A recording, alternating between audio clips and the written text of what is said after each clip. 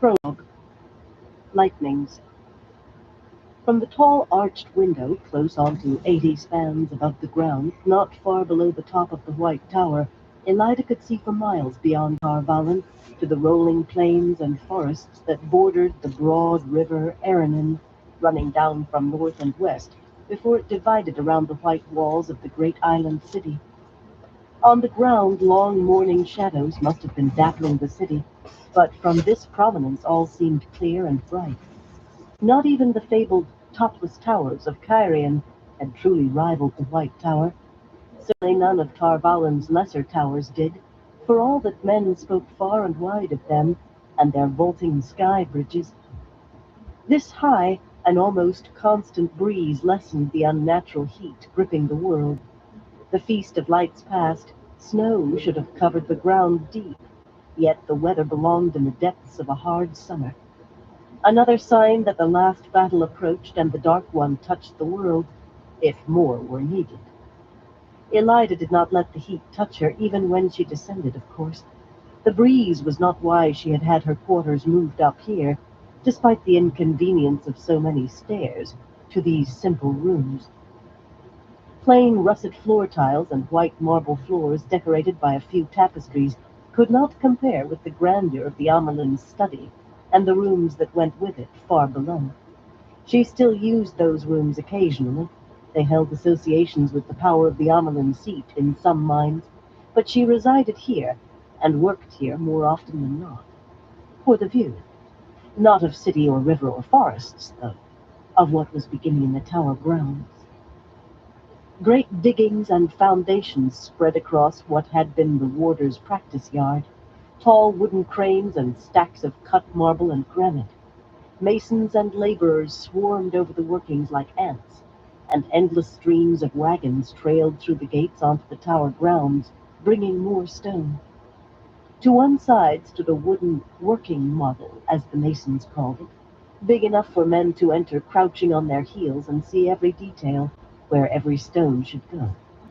Most of the workmen could not read, after all, neither words nor masons' drawn plans. The working model was as large as some manor houses.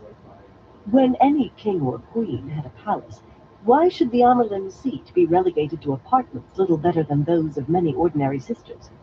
Her palace would match the White Tower for splendor, and have a great spire 10 spans higher than the tower itself. The blood had drained from the chief mason's face when he heard that. The tower had been Ogier built, with assistance from sisters using the power. One look at Elida's face, however, set Master Lerman bowing and stammering that of course all would be done. Hey, Dream Warrior, how you doing? As if there had been any question. Her mouth tightened with exasperation. She had wanted Ogier masons again, but the Ogier were confining themselves to their steading for some reason. Her summons to the nearest, steading Gem Toyne in the Black Hills, Let me had scoot been this met up a with little bit. refusal. Polite, yet still refusal, without explanation, even to the Amerlin seat. Ogier were reclusive at best, or they might be withdrawing from a world full of turmoil.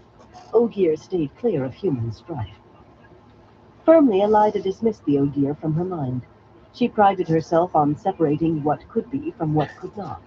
Ogier were a It's triviality. okay, Snoopy. They had no part in the world Hey, it's beyond the okay. cities they had built so long ago, and seldom visited now, except to make repairs.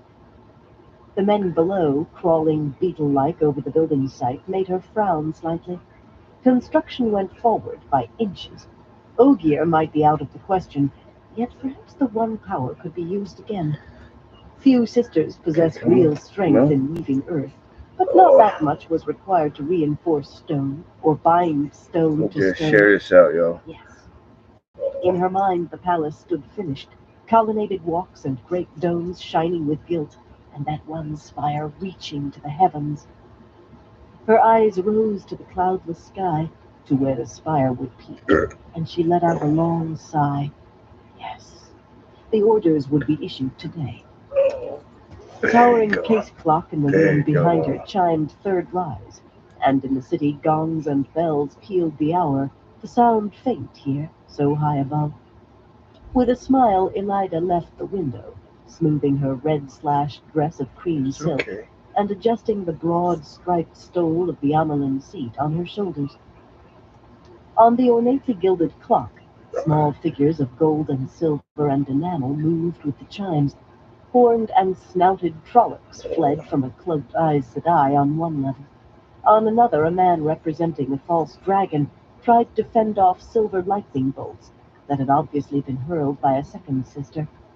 And above the clock face, itself above her head, a crowned king and queen knelt before an Amelin seat in her enamelled stole, with the flame of Tar Valon carved from a large moonstone atop a golden arch over her Oh, head. there we go. She did not laugh often, but she could not help a quietly pleased chuckle at the clock. Samila Sorenfane, raised from the grey, had commissioned it, dreaming of a return to the days before the Trolloc Wars, when no ruler held a throne without the Tower's approval.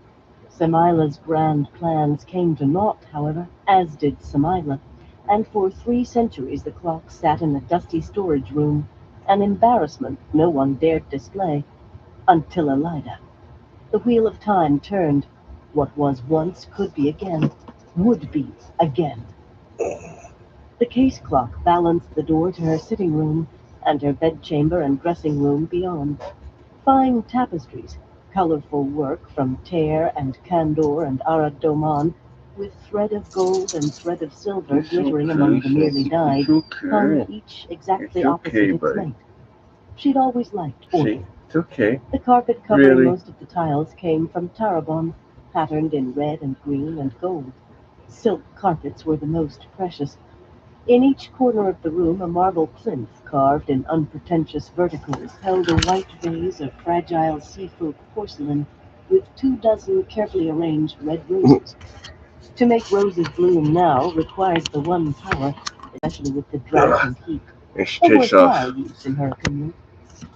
Gilded carving covered both the only chair, no one sat in her presence now, and the writing table, but in the stark style of Kyrian.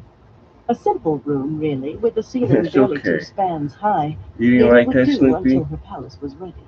With the view, it would. The tall chairback held the flame of I don't think Tarvalon my picked other out in dog Sleepy liked moonstones that above very her dark much. head as she saw Huh. it. Nothing marred the polished Go surface your of the side then. table except for 3 boxes of Altaran metalwork, arranged just so. Opening the box covered with golden hawks among white clouds, Go. she Your removed a side. slim strip of thin Go to your paper from side. atop the pile of reports and correspondence Okay. inside. You know, go. For what must have been the Go. 100th time, she read the message come from Kyrian by pigeon 12 days ago. Go to your side. Few in the tower knew of its Now, existence, none Snoopy. but she knew its Go to your contents, side. or would have a Your glimmer side. of what it meant if they did. Your side. The thought almost made her laugh again. Really? The Don't ring get an has been attitude. placed in the bull's nose. I expect a pleasant journey to market. No He signature, got an but she attitude with needed me. none. Only Galina Transpan had known to send that glorious message. Galina, whom Elida trusted to do what she would have trusted to no one else save herself. Not that she trusted anyone fully, but the head of the Red Ajah more than anyone. Bella, you She came back, herself had Mama. been raised from the Come on. Red after all, Come. and in many ways still thought of herself as Red. The ring Oh. has been placed in the bull's nose. Randall Thorpe, the Oh. dragon reborn, the man who had seemed on the point of swallowing the world, the man who had swallowed entirely too much of it. Randall Thor was shielded and in Galina's control, and none who might support him knew. Even a chance of that, and the wording would have been different. By various earlier messages, it seemed he had rediscovered how to travel, a talent lost to Aes Sedai since the breaking. Yet that had not saved him. It had even played into Galina's hands. Apparently he had a habit of coming and going without warning. Who would suspect that this time he had not gone, but been taken? Something very like a giggle rose in her. Inside another week, 2 at most, Althor would be in the tower, closely supervised and guided safely until Tarman Gaiden, his ravaging of the world, stopped. It was madness to allow any man who could channel to run free, but most of all the man prophecy said must face the Dark One in the last battle, the light send that it lay years off yet. in spite of the weather. Years would be needed to arrange the world properly, beginning with undoing what Althor had done. Of course, the damage he had wrought was nothing beside what he could have caused, free. Not to mention the possibility that he might have gotten himself killed before he was needed. Well, that troublesome young man would be wrapped in swaddling and kept safe as an infant in his mother's arms until time to take him to Sheol Gu. After that, if he survived, Elida's lips pursed. The prophecies of the dragon seemed to say he would not, which undeniably would be for the best. Come on. Mother, There we go. Ah, Elida almost gave a start as Alviarin spoke, entering without so much as a knock. I have word from the Ajah's, mother. Slim and cool-faced, Alviarin wore the keeper's narrow stole in white, matching her dress to show she'd been raised from the white. But in her mouth, mother became less a title of respect and more an address to an equal. Alviarin's presence was enough to dent Elida's good mood. That the keeper of chronicles came from the white, not the red, always served as a biting reminder of her okay, weakness when she was okay. first I raised. won't move Some you. of that had been dispelled, true, but not all, not yet. She was tired of regretting that she had so few personal eyes and ears outside Andor, and that her predecessor and Alviarin's had escaped, been helped to escape. They must have had help. Escaped before the keys to the Amerlin's great network could be wrested out of them. She more than wanted the network that was hers by right. By strong tradition, the Ajahs sent to the Keeper whatever dribbles from their own eyes and ears they were willing to share with the Amerlin. But Elida was convinced the woman kept back some of even that trickle. Yet she could not ask the Ajahs for information directly. Okay. Bad enough to be weak, without going begging to the world. The tower, anyway, which was as much of the world as really counted. Elida kept her own face every bit as cool as the other woman's, acknowledging her only with a nod while she pretended to examine papers from the lacquered box. Slowly she turned them over one by one, returned them to the box, slowly, without really seeing a word. Making Alviarin wait was bitter because it was petty, and petty ways were all she had to strike at one who should have Ah, been her servant. okay, there you go. An Oh, Amerlin could issue any decree she wished, her word law and absolute. Yet, as a practical matter, without support from the hall of the tower, many of those decrees were wasted ink and paper. No sister would disobey an Amerlin, not directly at least, yet many decrees required 100 other things ordered to implement them. In the best of times that could come slowly, on occasion so slowly it never happened, and these were far from the best.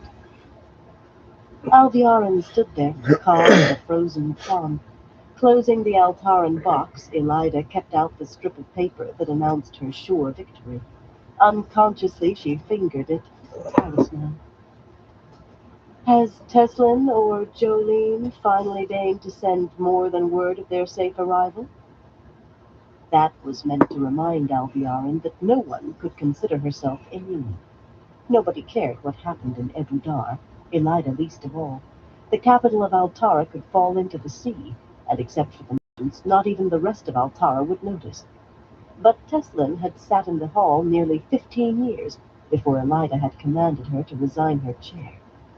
If Elida could send a sitter, a red sitter, who had supported her rise off as ambassador to a fly-speck throne, with no one sure why but 100 rumors flowering, then she could come down on anyone. Jolene was a different matter. She had held her chair for the Green only a matter of weeks, and everyone was sure the Greens had selected her to show they would not be cowed by the new Amerlin, who had handed her a fearsome penance. That bit of insolence could not be allowed to pass, of course, and had not been. Everyone knew that, too. It was meant to remind Alviarin that she was vulnerable, but the slim woman merely smiled her cool smile. So long as the hall remained as it was, she was immune. She riffled through the papers in her hand, plucking one out. No word from Teslin or Jolene, mother. No. Though, with the news you have received so far from the thrones, that smile deepened into something dangerously close to amusement. They all mean to try their wings, to see if you are as strong as... as his predecessor. Even Alviarin had enough sense not to speak the Sanche woman's name in her presence. It was true, though. Every king and queen, even mere nobles, seemed to be testing the limits of her power. She must make examples. Glancing at the paper, Alviarin went on. There is word from Ebudar, however, through the grey. Had she emphasized that to drive the splinter deeper? It appears Elaine Krakand and Nynaeve Valmira are there, posing as full sisters with the blessings of the rebel embassy to Queen Tylan. There are two others not identified who may be doing the same. The lists of who is with the rebels are incomplete, or they may just be companions. The Greys are uncertain. Why under the light would they be in Ebu Dar? Elida said dismissively. Certainly Teslin would have sent news of that. The Grey must be passing along rumors now. Tarna's message said they are with the rebels in Salidar. Tarna Fear had reported Swan Sanche there too, and Loghain Ablar spreading those vicious lies no red sister could lower herself to acknowledge, much less deny. The Sanche woman had a hand in that obscenity, or the sun would rise in the west tomorrow. Why could she not simply have crawled away and died, decently out of sight, like other stilled women? It required effort not to draw a deep breath. Loghain could be hanged quietly as soon as the rebels were dealt with. Most of the world thought him dead long since. The filthy slander that the Red Aja had set him up as a false prophet was forgiven. When the rebels were dealt with, Sancho could be made to hand over the keys to the island and who would help. A foolish hope to which the Albion would be named among them. I can hardly see the Almira girl running to Abudar claiming to be Aes Sedai, much less Elaine. Can you? You did order Elaine found, Mother. As important as putting a leash on Althor, you said. When she was among 300 rebels in Salidar, it was impossible to do anything. But she will not be protected in the Tarasen Palace. I have no time for gossip and rumors. Elida bit off each word with contempt. Did Alviara know more than she should, mentioning Althor and leashing? I suggest you read Tarna's report again, then ask yourself whether even rebels would allow exceptions to the Shah. Alviarin waited with visible patience for her to finish, then examined her sheaf again and pulled out 4 more sheets. The Grey Agent said, she said blandly, proffering the pages. He is no artist, but Elaine and Nynaeve are recognizable. After a moment when Elida did not take the drawings, she slipped them under the rest. Elida felt the color of anger and embarrassment rising in her cheeks. Alviarin had led her down this path deliberately by not bringing out those sketches. She ignored that. Anything else would only be more embarrassing still, but her voice became cold. I want them taken and brought to me. The lack of curiosity on Alviarin's face made Elida wonder again how much the woman knew that she was not supposed to.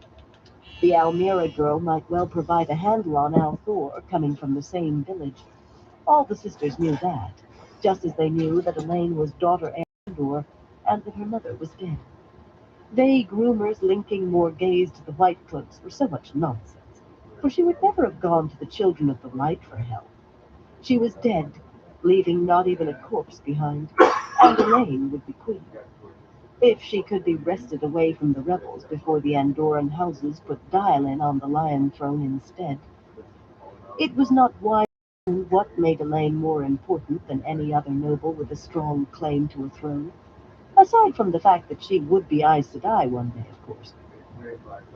Elida had the foretelling sometimes, a talent many thought lost before her, and long ago she had foretold that the royal house of Andor held the key to winning the last battle.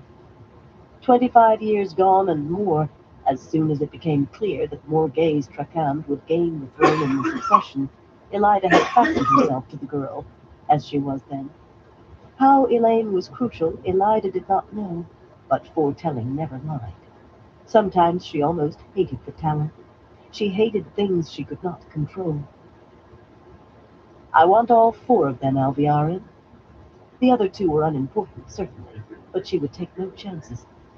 Send my command to Tesla immediately. Tell her and Jolene that if they fail to send regular reports from now on, they will wish they had never been born. Include the information from the Makura. Her mouth twisted around that last. The name made Alviarin shift uneasily, too, and no wonder. Rhonda Makura's nasty little infusion was something to make any sister uncomfortable. Fort root was not lethal. At least you woke if you drank enough to sleep. But a tea that deadened a woman's ability to channel seemed aimed too directly at Aes Sedai. A pity the information had not been received before Galena went. If Fort root worked on men as well as it seemed to on women, it would have made her task considerably easier. Alviarin's ill ease lasted only a moment, a mere instant, and she was all self-possession again, unyielding as a wall of ice. As you wish, mother. I am sure they will to obey, as of course they should. A sudden flash of irritation swept Elida like fire in dry pasture. The fate of the world in her hands, and petty stumbling blocks kept rising beneath her feet. Bad enough that she had rebels and recalcitrant rulers to handle, but too many sitters still brooded and grumbled behind her back, fertile ground for the other woman's plow. Only 6 were firmly under her own thumb, and she suspected as many at least listened closely to Alviarin before It's they voted. okay, Snippy. It's Certainly nothing of okay. importance It's passed through the okay. hall unless Alviarin Oh, it's agreed to it. okay. Not open agreement, not with any acknowledgement that Oh, Alviarin bore a shred more influence or power than a keeper should. But if Alviarin opposed, eh, at least they had not what? gone so far as to reject What? anything Elida said. They simply dragged their feet, and too often let what she wanted starve on the floor. A pitifully small Is this thing what you for want? which to be happy. Some Amelins had Is that become little better? more than puppets What once do you the say? hall acquired a taste for rejecting what they put forward. Her hands Mm-mm. clenched, and a tiny crackle came from the strip of paper. The ring has been placed in the bull's nose. Alviarin looked as composed as a marble statue, but Elida no longer cared. The shepherd was on his way to her. The rebels would be crushed and the hall cowed, Alviarin forced to her knees, and every fractious ruler brought to heel. From What? Tenobia of What is it? Saldalia, who had gone into What? hiding to avoid her emissary, to Matin Stepaneus of Ilion, Oh, good who was boy, trying to good boy. play all Oh, sides good at once boy. again, trying to Dusty, accuse but her good boy. and the White Cloaks, and with Althor for all she knew. Elaine would be placed on the throne in Camelin, without her brother to get in What the do you way, say? and with a full knowledge of who Oh, had set good, her there. go, good, A go. little time back in the tower Oh. would make the girl damp clay in Elida's hands. I want those men rooted out, Alviarin. There What? was no need to say who she meant. Hmm. Half the tower could Show you talk guys of what I'm nothing doing but over here. those men in that black tower, and the other half whispered about them in corners. That's Snoopy There right are there. disturbing reports, Mother. Alviarin looked through her And the one papers back once more, there but is Eliza Tuffy. thought it was only for something to do. She did not pluck out any more pages, and if nothing else disturbed the woman for long, this unholy mitten outside Canyon's. More rumors? Do you believe the tales of thousands flocking to Canaan in answer to that obscene amnesty? Not the least of what Althor had done, but hardly cause for worry. Just a pile of filth that must be safely cleared before Elaine was crowned in Canaan. Of course not, Mother. But Tauvain is to lead. This task belongs properly to the Red. Tauvain Gazal had been 15 years away from the tower until Elida summoned her back. The other 2 Red sitters who had resigned and gone into a voluntary retreat at the same time were nervous-eyed women now. But unlike Lyrene and Tsutama, Tauvain had only hardened in her solitary exile. She is to have 50 sisters. There could not be more than 2 or 3 men at this black tower actually able to channel. Elida was certain. 50 sisters could overwhelm them easily. Yet there might be others to deal with. Hangers-on, camp followers. Fools full of futile hopes and insane ambitions. And she is to take 100, no, 200 of the guard. Are you certain that is right? The rumors of thousands are certainly madness, but a green agent in Camelin claims there are over 400 in this black tower. A clever fellow. It seems he counted the supply carts that go out from the city. And you are aware of the rumors Malcolm Tyne is with them. Elida fought to keep her features smooth and barely succeeded. She had forbidden mention of Taim's name, and it was bitter that she did not dare impose the penalty on Albion. The woman looked her straight in the eyes. The absence of so much as a perfunctory mother this time was mine, and the temerity of asking whether her actions were wise. She was the Amerlin seat, not first among equals. The Amerlin seat. Opening the largest of the lacquered boxes revealed 10 ivory miniatures laid out on the table. Often just handling her collection soothed her, but more like the knitting she enjoyed, it let whoever was attending her know their place, if she seemed to give more attention to the miniatures than to what they had to say. Fingering first an exquisite cat, sleek and flowing, then an elaborately robed woman with a peculiar little animal, some fantasy of the carver, almost like a man covered in hair, crouched on her shoulder. At length Elida chose out a curving fish, so delicately carved that it seemed nearly real, despite the aged yellow of the ivory. 400 rabble, Alviarin. She felt calmer already, for Alviarin's mouth had thinned. Just a fraction, but she savored any crack in the woman's facade. If there are that many. Only a fool could believe that more than one or two can show. At most. In 10 years we have found only 6 men with the ability. Just 24 in the last 20 years. And you know how the line has been scattered. As for Tiny, the name burned her mouth. The only false dragon ever to escape being gentled once in the hands of Alyssabeth. Not the thing she wanted in the Chronicles under her reign. Certainly not until she decided how it should be reported. At present the Chronicles told nothing after his capture. She stroked her thumb along the fish's scales. He is dead, Albion. Else we would have heard from him long since, and not serving before. Can you think he went from claiming to be the Dragon Reborn to serving the Dragon Reborn?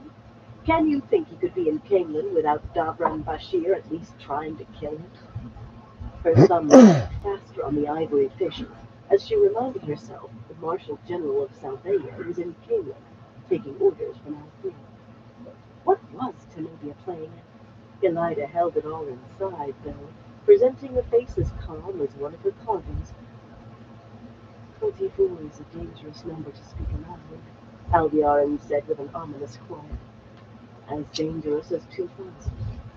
The chronicles record only 16. The last thing needed now is for those years to rear up again, or for sisters who know only what they were told to learn the truth. Even those you brought back hold their sons. Elida put on a bemused look. So far as she knew, Albiarin had learned the truth of those years only on being raised keeper, but her own knowledge was more personal. Not that Albiarin could be aware of that. Not for certain, anyway. Daughter, whatever comes out, I have no fear. Who is going to impose a penance on me?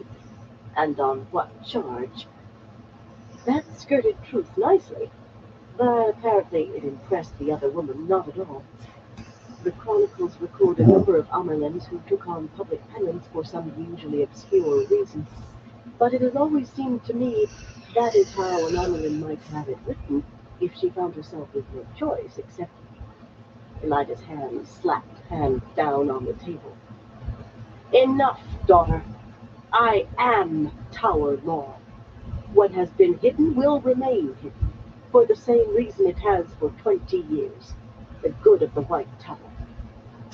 Only then did she feel the bruise beginning on her palm. She lifted her hand to reveal the fish, broken in two. How old had it been? 500 years? 1,000? It was all she could do not to quiver with rage. Her voice certainly thickened with it. Tobane is to lead 50 sisters and 200 of the tower guards to Canaan, to this black tower, where they will gentle any man they find able to channel and hang him, along with as many others as they can take alive.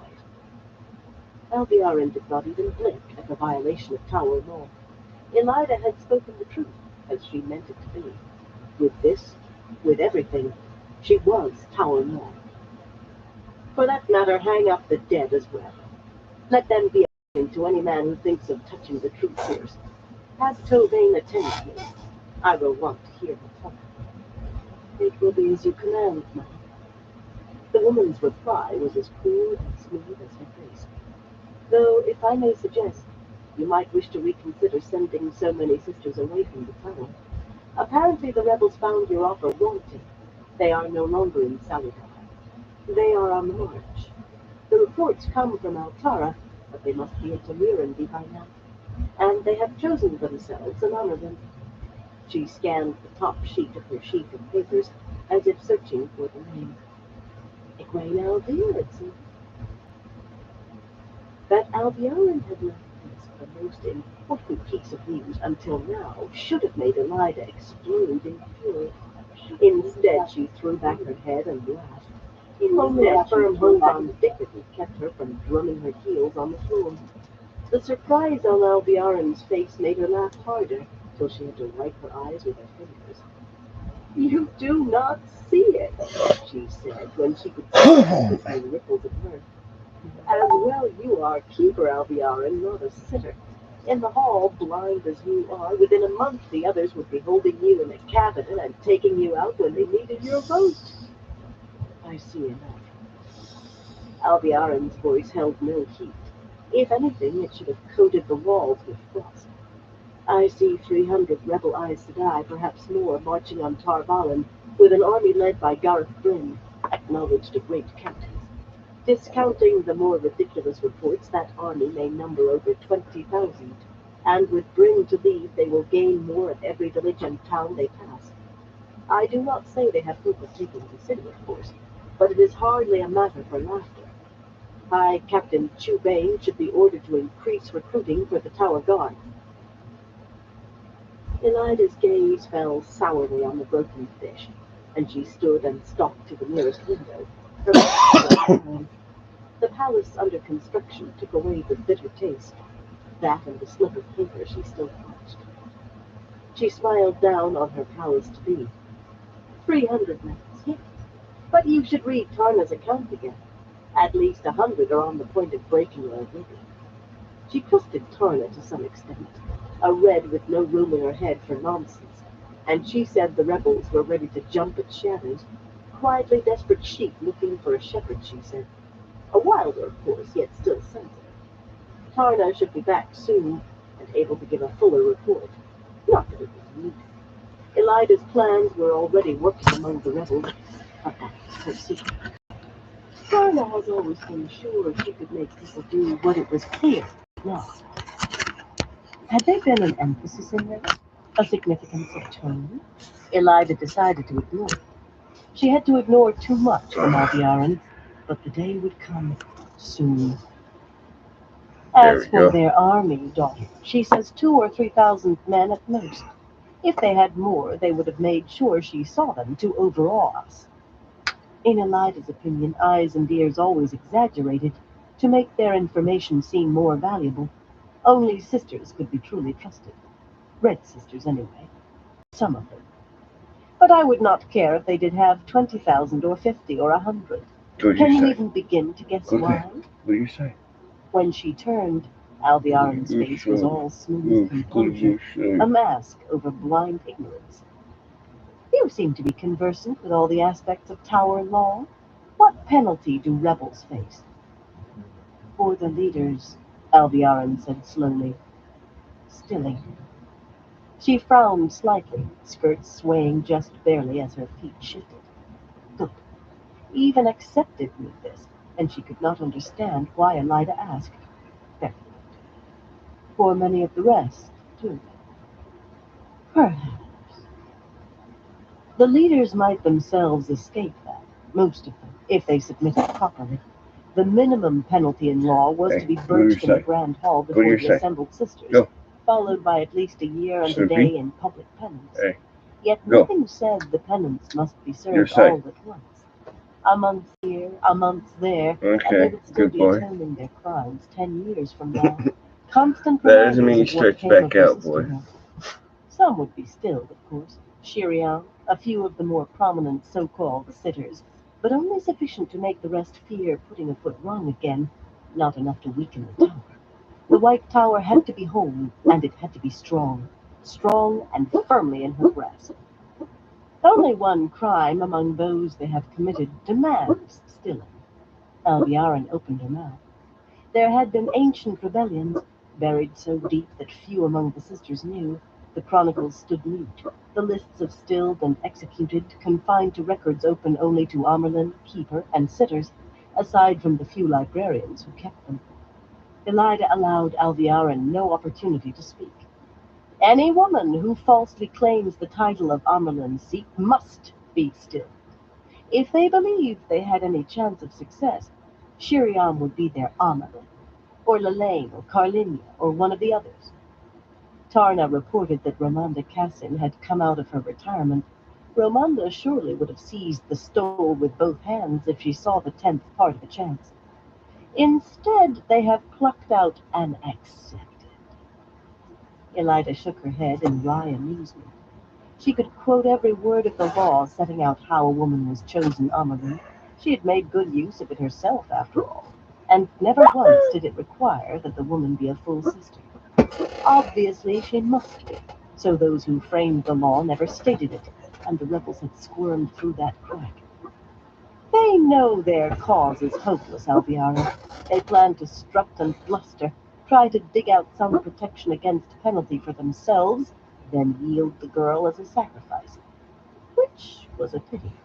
The Alvear girl was another possible handle on Althor, and when she reached her full strength in the One Power, she would have been one of the strongest in 1,000 years or more. A true pity. Gareth Bryn and an army hardly sounds like strutting to me.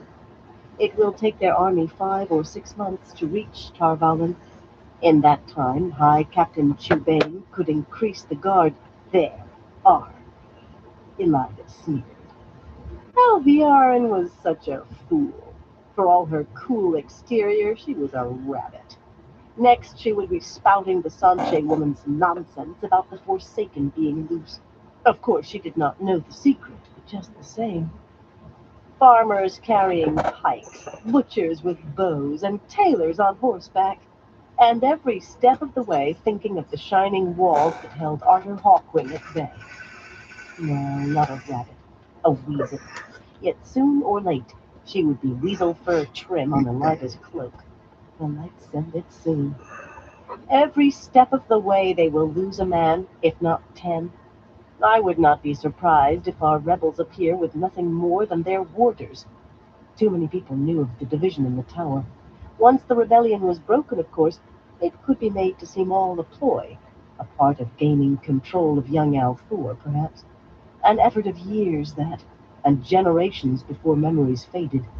Every last rebel would pay for that on her knees. Elida clenched her fist as though she held all the rebels by the throat, or Alviara. I mean to break them, daughter. They will split open like a rotten melon. Her secret assured that, however many farmers and tailors Lord Bryn hung on to, but let the other woman think as she would. Suddenly the foretelling took hold of her, a certainty about things she could not see stronger than if they'd been laid out before her. She would have been willing to step blindly over a cliff on that certainty. The White Tower will be whole again, except for remnants cast out and scorned, whole and stronger than ever. Randall Thor will face the Amerlin's seat and know her anger. The Black Tower will be rent in blood and fire, and sisters will walk its grounds. This I foretell. As usual, the foretelling left her trembling, gasping for breath. She forced herself to stand still and straight, to breathe slowly. She never let anyone see weakness. But Alviarin, Her eyes were wide as they could open, lips parted as if she had forgotten the words she meant to speak. A paper slid from the sheaf in her hands and almost fell before she could catch it. That recalled her to herself. In a flash she regained her serene mask, a perfect picture of Aes Sedai calm, but she definitely had been jolted to her heels. Oh, very good. Let her chew on the certain surety of Elida's victory. Chew and break her teeth. Elida drew a deep breath and seated herself behind her writing table again, putting the broken ivory fish to one side where she did not have to look at it. It was time to exploit her victory. There is work to be done today, daughter. The first message is to go to the Lady Caroline Dummodred. Elida spun out her plans, enlarging on what Alviarin knew, revealing some that she did not, because at the last an Amerlin did have to work through her keeper, however much she hated the woman. There was a pleasure in watching Alviarin's eyes, watching her wonder what else she still did not know. But while Elida ordered, divided, and assigned the world between the Arith Ocean and the spine of the world, in her mind frolicked the image of young Althor on his way to her like a caged bear, to be taught to dance for his dinner. The chronicles could hardly record the years of the last battle without mentioning the dragon reborn, but she knew that one name would be written larger than all others. Elida do Avrinia Royham, youngest daughter of a minor house in the north of Murundi, would go down in history as the greatest and most powerful Amerlin seat of all time, the most powerful woman in the history of the world, the woman who saved humankind. The Aiel, standing in a deep fold in the low brown grass hill, seemed carved figures, ignoring sheets of dust sweeping ahead of a gusting wind. That snow should have been deep on the ground this time of year did not bother them. None had ever seen snow, and this oven heat, with the sun still well short of its peak, was less than where they came from. Their attention remained fixed on the southern rise, waiting for the signal that would announce the arrival of the destiny of the Shido Aiel. Outwardly, Savannah looked like the others, though a ring of maidens marked her out, resting easily on their heels, dark veils already hiding their faces to the eyes. She also waited, and more impatiently than she let on, but not to the exclusion of everything else. That was one reason why she commanded and the rest followed. The second was that she saw what could be, if you refused to let outworn custom and stale tradition tie your hands. A slight flicker of her green eyes to the left showed 12 men and one woman, each with round bull-hide buckler and 3 or 4 short spears, garbed in gray and brown cutting sore that blended as well with the terrain here as in the threefold land. Effalin, short graying hair hidden by the shufa wrapped around her head, sometimes glanced Savannah's way. If a maiden of the spear could said to be uneasy, Effalin was. Some Shido maidens had gone south, joining the fools capering around Randall Thor, and Savannah did not doubt others talked of it. Effalin must be wondering whether providing Savannah with an escort of maidens, as if she had been Far Darai once herself, was enough to balance that. At least Effalin had no doubts where true power lay. Like Effalin, the men led Shido warrior societies, and they eyed one another between watching the rise, especially blocky Maoric, who was Sayadun, and scar-faced Benduin of Far Aldazar Din.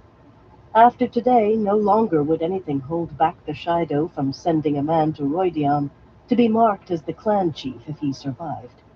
Until that happened, Savannah spoke as the clan chief, since she was the widow of the last chief, of the last 2 chiefs, and let those who muttered that she carried bad luck choke on it. Gold and ivory bracelets clattered softly as she straightened the dark shawl over her arms and adjusted her necklaces. Most of those were gold and ivory too, but one was a mass of pearls and rubies that had belonged to a Wetlander noblewoman. The woman now wore white, and hauled and fetched alongside the other Guy Shine back in the mountains called Kinslayer's Dagger, with a ruby the size of a small hen's egg nestled between her breasts. The wetlands held rich prizes. A large emerald on her finger caught sunlight in green fire. Finger rings were one Wetlander custom worth adopting. no matter the stares often aimed at hers. She would have more if they matched this one for magnificence. Most of the men thought Merrick or Benduin would be first to receive the Wise One's permission to try Roydian. Only Effalin in that group suspected that none would, and she only suspected. She also was astute enough to voice her suspicions circumspectly to Savannah, and not at all to anyone else. Their minds could not encompass the possibility of shedding the old, and in truth, if Savannah was impatient to don the new, she was also aware that she must bring them to it slowly. Much had changed already in the old ways since the Shido crossed the Dragon Wall into the wetlands. Still wet, compared to the Threefold Land, yet more would change. Once Randall Thor was in her hands, once she had wed the Karakarn, the chief of chiefs of all the Aiel, this nonsense of the dragon reborn was wetlander foolishness. There would be a new way of naming clan chiefs, and sept chiefs as well. Perhaps even the heads of the warrior societies. Randall Thor would name them, pointing where she told him, of course. And that would be only the beginning. The wetlander notion of handing down rank to your children and their children, for instance. The wind swept higher for a moment, blowing south. It would cover the sound of the wetlanders' horses and wagons. She lifted her shawl again, then suppressed a grimace. At all costs she must not appear nervous. A glance to the right stilled worry as soon as begun. Over 200 Shido wise ones clustered there, and normally at least some would be watching her like vultures, but their eyes were all on the rise. More than one adjusted her shawl uneasily, or smoothed bulky skirts. Savannah's lip curled. Sweat beaded on some of those faces. Sweat. Where was their honor that they showed nerves before every gaze? Everyone stiffened slightly as a young Sovin Nye appeared above them, lowering his veil as he scrambled down. He came straight to her, as was proper, but to her irritation he raised his voice enough for all to hear. One of their forward scouts escaped. He was wounded but still on his horse. The society leaders began to move before he finished speaking. That would never do. They would lead in the actual fighting. Savannah had never more than held a spear in her life, but she would not let them forget for a moment who she was. Throw every last spear against them, she ordered loudly, before they can ready themselves. They rounded on her as one. Every spear? Benduin demanded incredulously. You mean except for the screens? Glowering, Merrick spoke right on top of him. If we keep no reserve, we can be... Savannah cut them both off. Every spear. These are Aes Sedai we dance with. We must overwhelm them immediately. Effalin and most of the others schooled their faces to stillness, but Benduin and Merrick frowned, ready to argue. Fools. They faced a few dozen Aes Sedai, a few hundred Wetlander soldiers, yet with the more than 40,000 Algai de Siswai they had insisted on, they still wanted their screens of scouts and their spears in reserve as if they faced other Aiel, or a Wetlander army. I speak as the clan chief of the Shido. She should not have to say that, but a reminder could do no harm. They are a handful. She weighted every word with contempt now. They can be run down if the spears move quickly. You were ready to avenge Desane this sunrise. Do I smell fear now? Fear of a few wetlanders? Has honor gone from the Shido? That turned their faces to stone as intended. Even Effalin showed eyes like polished gray gems as she veiled. Her fingers moved in maiden hand talk, and as the society leaders sprinted up the rise, the maidens around Savannah followed. That was not what she had intended, but at least the spears were moving. Even from the bottom of the fold, she could see what had seemed bare ground disgorging cut-and-sore-clad figures, all hurrying south with the long strides that could run down horses. There was no time to waste. With a thought to have words with Effalin later, Savannah turned to the wise ones. Chosen from the strongest of the Shido wise ones who could wield the one power, they were 6 or 7 for every Aes Sedai round Randall Thor, yet Savannah saw doubt. They tried to hide it behind stony faces, but it was there, in shifting eyes, in tongues wetting lips. Many traditions fell today. traditions old and strong as law. Wise ones did not take part in battles. Wise ones kept far from Aes Sedai. They knew the ancient tales, that the Aiel had been sent to the threefold land for failing the Aes Sedai, that they would be destroyed if ever they failed them again. They had heard the stories, what Randall Thor had claimed before all, that as part of their service to the Aes Sedai, the Aiel had sworn to do no violence. Once Savannah had been sure those stories were lies, but of late she believed the wise ones knew them for truth. None had told her so, of course. It did not matter. She herself had never made the 2 journeys to Roidian required to become a wise one, but the others had accepted her, however reluctant some had been. Now they had no choice but to go on accepting. Useless traditions would be carved into new. Aes Sedai, she said softly. They leaned toward her in a muted clatter of bracelets and necklaces to catch her low words. They hold Randall Thor, the Kara Karn. We must take him from them. There were scattered frowns. Most believed she wanted the Kara Karn taken alive in order to avenge the death of Kuladin, her second husband. They understood that, but they would not have come here for it. Aes Sedai, she hissed angrily. We kept our pledge, but they broke theirs. We violated nothing, but they have violated everything. You know how Desane was murdered. And of course they did. The eyes watching her were suddenly sharper. Killing a wise one ranked with killing a pregnant woman, a child, or a blacksmith. Some of those eyes were very sharp. Terava's, Riala's, others. If we allow these women to walk away from that, then we are less than animals. We will have no honor. I hold my honor. On that she gathered her skirts with dignity and climbed the slope, head high, not looking back. She was certain the others would follow. Terava and Norlia and Dylan would see to that, and Riala and Tion and Mera and the rest who had accompanied her a few days past, to see Randall Thor beaten and put back into his wooden chest by the Aes Sedai. Her reminder had been for those 13 even more than the others, and they dared not fail her. The truth of how Desane had died tied them to her. Wise ones, with their skirts looped over their arms to free their legs, could not keep up with the Algai, Desiswai, and Kadinsor, however hard they ran, though race they did. 5 miles across those low, rolling hills, not a long run, and they topped a crest to see the dance of spears already begun, after a fashion.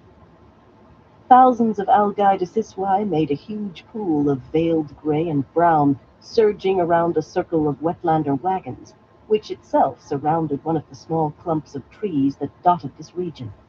Savannah drew an angry breath. The Aes Sedai had even had time to bring all of their horses inside. The spears encircled the wagons, pressed in on them, showered arrows toward them, but those at the front seemed to push against an invisible wall. At first the arrows that arched highest passed over this wall, but then they too began striking something unseen and bouncing back. A low murmur rose among the wise ones. You see what the Aes Sedai do? Savannah demanded, as though she also could see the one power being woven. She wanted to sneer. The Aes Sedai were fools with their vaunted 3 oaths.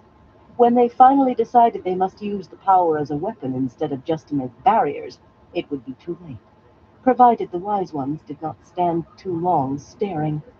Somewhere in those wagons was Randall Thor, perhaps still doubled into a chest like a bolt of silk, waiting for her to pick him up. If the Aes Sedai could hold him, then she could, with the wise ones, and a promise.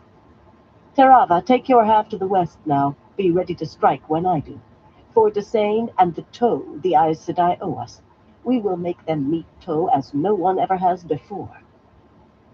It was a foolish boast to speak of making someone meet an obligation they had not acknowledged, yet in the angry mutters from the other women, Savannah heard other furious promises to make the Aes Sedai meet Toe. Only those who had killed Desane on Savannah's orders stood silent. Terava's narrow lips tightened slightly, but finally she said, It will be as you say, Savannah. At an easy lope, Savannah led her half of the wise ones to the east side of the battle, if it could be called that yet. She had wanted to remain on a rise where she could have a good view. That was how a clan chief or battle leader directed the dance of spears. But in this one thing she found no support, even from Terava and the others who shared the secret of Desane's death. The wise ones made a sharp contrast with the Algai as she lined them up in their white algoda blouses and dark wool skirts and shawls, their glittering bracelets and necklaces, and their waist-length hair held back by dark folded scarves. For all their decision that if they were to be in the dance of the spears they would be in it, not on a rise apart, she did not believe they yet realized that the true battle today was theirs to fight. After today nothing would be the same again, and tethering Randall Thor was the smallest part. Among the Algidasiswai staring toward the wagons, only height quickly told men from maidens. Veils and shufa hid heads and faces, and Kutinsor was Kutinsor, aside from the differences of cut that marked clan and sept and society. Those at the outer edge of the encirclement appeared confused, grumbling among themselves as they waited for something to happen. They had come prepared to dance with Aes Sedai lightning, and now they milled impatiently, too far back even to use the horn bows still in leather cases on their backs. They would not have to wait much longer if Savannah had her way. Hands on hips, she addressed the other wise ones. Those to the south of me will disrupt what the Aes Sedai are doing. Those to the north will attack. Forward the spears! With the command, she turned to watch the destruction of the Aes Sedai, who thought they had only steel to face. Nothing happened. In front of her, the mass of Algai Siswai seethed uselessly, and the loudest sound was the occasional drumming of spears on bucklers. Savannah gathered her anger, winding it like thread from the spinning. She had been so sure they were ready after Desane's butchered corpse was displayed to them, but if they still found attacking Aes Sedai unthinkable, she would chivvy them to it if she had to shame them all till they demanded to put on Gaishine white. Suddenly a ball of pure flame the size of a man's head arched toward the wagons, sizzling and hissing. Then another. Dozens. The knot in her middle loosened. More fireballs came from the west, from Terava and the rest. Smoke began to rise from burning wagons, first gray wisps, then thickening black pillars. The murmurs of the Algidasiswai changed pitch, and if those directly in front of her moved little, there was a sudden sense of pressing forward. Shouts drifted from the wagons, men yelling in anger, bellowing in pain. Whatever barriers the Aes Sedai had made were down. It had begun, and there could be only one ending. Randall Thor would be hers. He would give her the Aiel to take all of the wetlands, and before he died, he would give her daughters and sons to lead the Aiel after her. She might enjoy that. He was quite pretty, really, strong and young. She did not expect the Aes Sedai to go down easily, and they did not.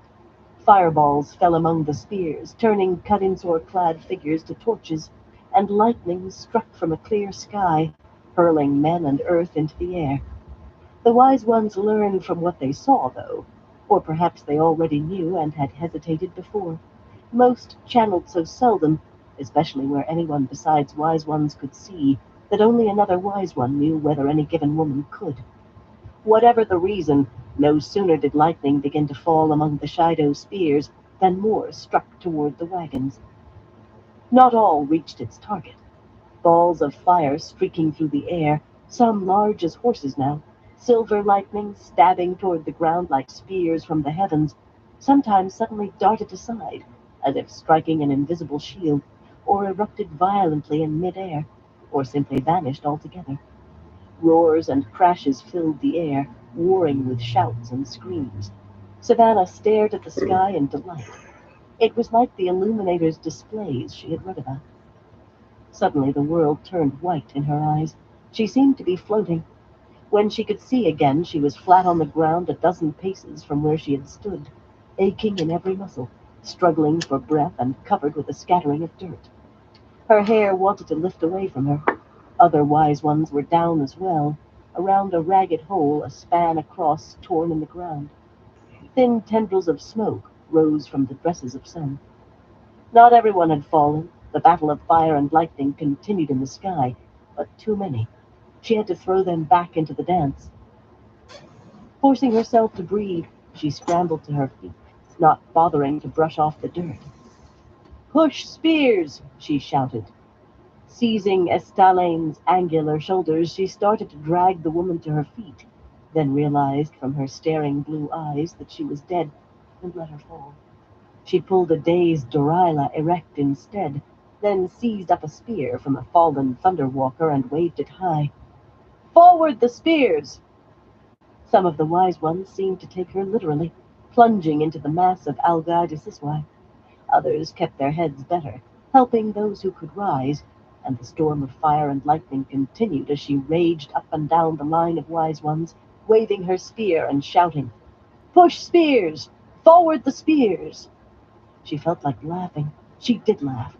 With dirt all over her and the battle raging, she had never been so exhilarated before in her life.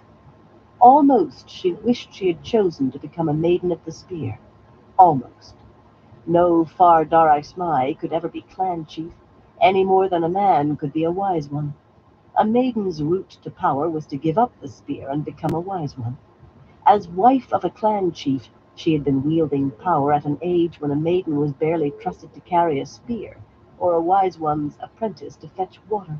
And now she had it all, wise one and clan chief, though it would take some doing yet to have that last title in truth. Titles mattered little so long as she had the power, but why should she not have both? A sudden scream made her turn, and she gaped at the sight of a shaggy gray wolf ripping Drosera's throat out. Without thought, she plunged her spear into its side. Even as it twisted to snap at the spear haft, another waist-tall wolf bounded past her to hurl itself onto the back of one of the Algai de Siswai. Then another wolf, and more, tearing into cut-in-sore-clad figures wherever she looked. Superstitious fear lanced through her as she pulled her spear free. The Aes Sedai had called wolves to fight for them. She could not take her gaze from the wolf she had killed. The Aes Sedai had... No, no. It could change nothing. She would not let it. Finally she managed to pull her eyes away, but before she could shout encouragement to the wise ones again, something else stilled her tongue and made her stare. A knot of Wetlander horsemen in red helmets and breastplates, laying about them with swords, thrusting with long lances in the middle of the Algai de Siswai. Where had they come from? She did not realize she had spoken aloud until Riala answered her. "I tried to tell you, Savannah, but you would not listen." The flame-haired woman eyed her bloody spear distastefully. Wise ones were not supposed to carry spears. She ostentatiously laid the weapon in the crook of her elbow, the way she had seen chiefs do, as Riala went on. "Wetlanders have attacked from the south. Wetlanders and Siswai Aman." She imbued the word with all the scorn proper for those who would name themselves spears of the dragon. "Maidens as well. And there are wise ones." "Fighting?" Savannah said incredulously, before realizing how it sounded. If she could toss out decayed custom, surely those sun-blinded fools to the south who still called themselves Aiel could as well. She had not expected it, though. No doubt Sorelia had brought them. That old woman reminded Savannah of a landslide plunging down a mountain, carrying all before it. "We must attack them at once. They will not have Randall Thor, or ruin our vengeance for Desane," she added when Riala's eyes widened. "They are wise ones," the other woman said in a flat tone, and Savannah understood bitterly. Joining the dance of spears was bad enough, but wise one attacking wise one was more than even Riala would countenance. She had agreed that Desane must die. How else could the other wise ones, not to mention the Algai de Siswai, be brought to attack Aes Sedai, which they must do to put Randall Thor in their hands, and with him all the Aiel. Yet that was done in secret, surrounded by like-minded women. This would be before everyone. Fools and cowards, all of them. Yeah. "Then fight those enemies you can bring yourself to fight, Riala." She bit off every word with as much scorn as she could, but Riala merely nodded, adjusted her shawl with another glance at the spear on Savannah's arm, and returned to her place in the line. Perhaps there was a way to make the other wise ones move first. Better to attack by surprise, but better anything than that they should snatch Randall Thor from her very hands. What she would not give for a woman who could channel and would do as she was told without balking. What she would not give to be on a rise where she could see how the battle went. Keeping her spear ready and a wary eye out for wolves, those she could see were either killing men and women in Kadinsor or were dead themselves, she returned to shouting encouragement. To the south, more fire and lightning fell among the Shido than before, but it made no difference that she could tell. That battle with its explosions of flame and earth and people continued unabated.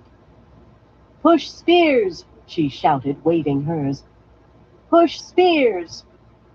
Among the churning algae de Siswai she could not make out any of the fools who had tied a bit of red cloth around their temples and named themselves Siswai Ama. Perhaps they were too few to alter the course of events. The knots of wetlanders certainly seemed few and far between. Even as she watched, one was swarmed under, men and horses, by stabbing spears. "Push spears! Push spears!" Exultation filled her voice. If the Aes Sedai called 10,000 wolves, if Sorelia had brought 1,000 wise ones and 100,000 spears, the Shido would still emerge victorious today. The Shido and herself. Savannah of the Jumai Shido would be a name remembered forever. Suddenly a hollow boom sounded amid the roar of battle. It seemed to come from the direction of the Aes Sedai wagons, but nothing told her whether they had caused it or the wise ones. She disliked things she did not understand, yet she was not about to ask Riala or the others and flaunt her ignorance. And her lack of the ability all here had, save her. It counted for nothing among themselves, but another thing she did not like was for others to have power she did not. A flicker of light among the algae de Siswai, a sense of something turning, caught the corner of her eye, but when she turned to look there was nothing. Again the same thing happened, a flash of light seen on the edge of vision, and again when she looked there was nothing to see. Too many things she did not understand. Shouting encouragement, she eyed the line of Shido wise ones. Some appeared bedraggled, headscarves gone and long hair hanging loose, skirts and blouses covered with dirt or even singed. At least a dozen lay stretched out in a row, groaning, and 7 more were still, shawls laid over their faces. It was those on their feet that interested her. Riala and Alaris, with her rare black hair all awry, Somarin, who had taken to wearing her blouse unlaced to show even more generous cleavage than Savannah herself, and Mera, with her long face yet more grim than usual, stout Tion, and skinny Belinda, and Modara, as tall as most men. One of them should have told her if they did something new. The secret of Desane bound them to her. Even for a wise one, revelation of that would lead to a lifetime of pain, and worse, shame. Trying to reach Poe, if the one revealed was now simply driven naked into the wilderness and let her die as she could, likely to be killed like a beast by any who found her. Even so, Savannah was sure they took as much delight as the rest in concealing things from her, the things that wise ones learned during their apprenticeships and in the journeys to Roydeon. Something had to be done about that, but later. She would not display weakness by asking what she did now. Turning back to the battle, she found the balance changing, and in her favor it appeared. To the south, fireballs and lightning bolts plummeted as heavily as ever, but not in front of her, and it seemed not to the west or north either. What struck toward the wagons still failed to reach the ground more often than not, yet there was a definite slackening of the Aes Sedai's efforts. They had been forced onto the defensive. She was winning. Even as the thought flushed through her like pure heat, the Aes Sedai went silent. Only to the south did fire and lightning still fall among the algae de Siswai. She opened her mouth to shout victory, and another realization silenced her. Fire and lightning stormed down toward the wagons, stormed down and crashed against some unseen obstruction. Smoke from burning wagons was beginning to outline the shape of a dome, as it streamed up and finally billowed from a hole in the top of the invisible enclosure. Savannah whirled to confront the line of wise ones, her face such that several flinched back from her, and maybe from the spear in her hand. She knew she looked ready to use it. She was ready. "Why have you let them do this?" she raged. "Why? You were to obstruct whatever they did, not allow them to make more walls." Tian looked ready to empty her stomach, but she planted her fists on broad hips and faced Savannah directly. "It was not the Aes Sedai." "Not the Aes Sedai?" Savannah spat. "Then who? The other wise ones? I told you we must attack them." "It was not women," Riala said, her voice faltering. "It was not." Face pale, she swallowed. Savannah turned slowly to stare at the dome, only then remembering to breathe again. Something had risen through the hole where the smoke gushed out. One of the Wetlander banners. The smoke was not enough to obscure it completely. Crimson, with a disk half white and half black, the colors divided by a sinuous line, just like the piece of cloth the Siswai Aman wore. Randall Thor's banner. Could he possibly be strong enough to have broken free, overwhelmed all the Aes Sedai, and raised that? It had to be. The storm still battered at the dome, but Savannah heard murmurs behind her. The other women were thinking of retreat. Not her. She'd always known that the easiest path to power lay through conquering men who already possessed it, and even as a child she was sure she had been born with the weapons to conquer them. Suladric, clan chief of the Shido, fell to her at 16, and when he died, she chose out those most likely to succeed. Muradin and Kuladin each believed he alone had captured her interest, and when Muradin failed to return from Roidian, as so many men did, one smile convinced Kuladin that he had overwhelmed her. But the power of a clan chief paled beside that of the Karakai, and even that was nothing beside what she saw before her. She shivered as if she had just seen the most beautiful man imaginable in the sweat tent. When Randall Thor was hers, she would conquer the whole world. "Press harder," she commanded. "Harder! We will humble these Aes Sedai for Desane." And she would have Randall Thor. Abruptly there was a roar from the front of the battle, men shouting, screaming. She cursed that she could not see what was happening. Again she shouted for the wise ones to press harder, but if anything it seemed the fall of flame and lightning against the dome lessened, and then there was something she could see. Close to the wagons, Kadinsor-clad figures and earth erupted into the air with a thunderous crash, not in one place, but in a long line. Again the ground exploded, and again, each time a little farther from the encircled wagons. Not a line, but a solid ring of exploding ground and men and maidens that she had no doubt ran all the way around the wagons. Again and again and again, ever expanding, and suddenly Algai de Siswai were pushing past her, buffeting through the line of wise ones, running. Savannah beat at them with her spear, flailing at heads and shoulders, not caring when the spearhead came away redder than before.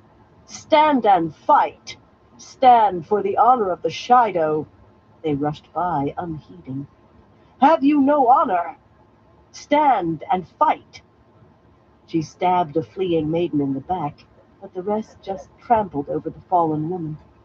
Abruptly she realized that some of the wise ones were gone, and others picking up the injured.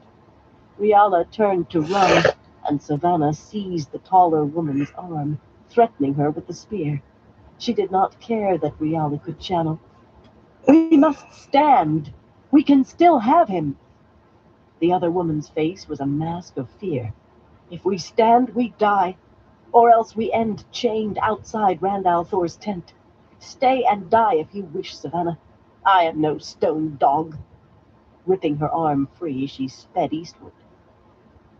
For a moment more, Savannah stood there, letting the men and maidens push her this way and that as they streamed by in panic. Then she tossed down the spear and felt her belt pouch, where a small cube of intricately carved stone lay. Well that she had hesitated over throwing that away. She had another cord for her bow yet. Gathering her skirts to bare her legs, she joined in the chaotic flight. But if all the rest fled in terror, she ran with plans whirling through her head. She would have Randall Thor on his knees before her, and the Aes Sedai as well. Alviarin finally left Elida's apartments, as cool and collected as ever on the surface. Inside, she felt wrung out like a damp cloth. She managed to keep her legs steady down the long, curving flights of stairs, marble even in the very heights. Liveried servants bowed and curtsied as they scurried about their tasks, seeing only the keeper in all her Aes Sedai serenity. As she went lower, sisters began to appear, many wearing their shawls, fringed in the colors of their Ajahs, as if to emphasize by formality that they were full sisters. They eyed her as she passed, uneasy often as not. The only one to ignore her was Danella, a dreamy brown sister. She had been part of bringing down Swan Sanche and raising Elida, but lost in her own thoughts, a solitary with no friends, even in her own Aja, she seemed unaware that she had been shoved aside. Others were all too aware. Barisha, a lean and hard-eyed gray, and Kara, with the fair hair and blue eyes that appeared occasionally among Tyrans, and all the arrogance so common to Greens, went so far as to curtsy.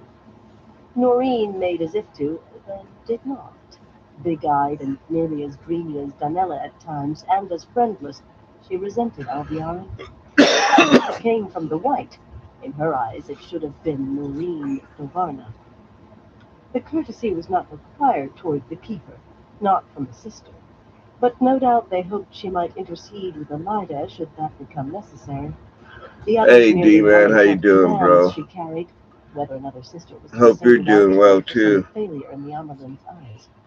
Not even Reds went within 5 levels of the Amerlin's new apartments unless summoned, and more than one sister actually hid when Elida came below. The very air seemed heated, thick with a fear that had nothing to do with rebels or men channeling. Several sisters tried to speak, but Alviarin brushed past, barely polite, hardly noticing worry bloom in faces when she refused to pause. Elida filled her mind as much as theirs. A woman of many layers, Elida. The first look at her showed a beautiful woman filled with dignified reserve. The second, a woman of steel, stern as a bared blade. She overwhelmed where others persuaded, bludgeoned where others tried diplomacy or the game of houses. Anyone who knew her saw her intelligence, but only after a time did you realize that for Just all doing her some brains, dabs, she saw D-Man. what she wanted to see, would try to make true what she wanted to be true. Of the two indisputably frightening things about her, the lesser was that she so often succeeded. The greater was her talent for foretelling. So easy to forget that, erratic and infrequent. It had been so long since the last foretelling that the very unpredictability made it strike like a thunderbolt. No one could say when it would come, not even Elida, and no one could say what it would foretell. Now Alviarin almost felt the woman's shadowy spirit following and watching. It might be necessary to kill her yet.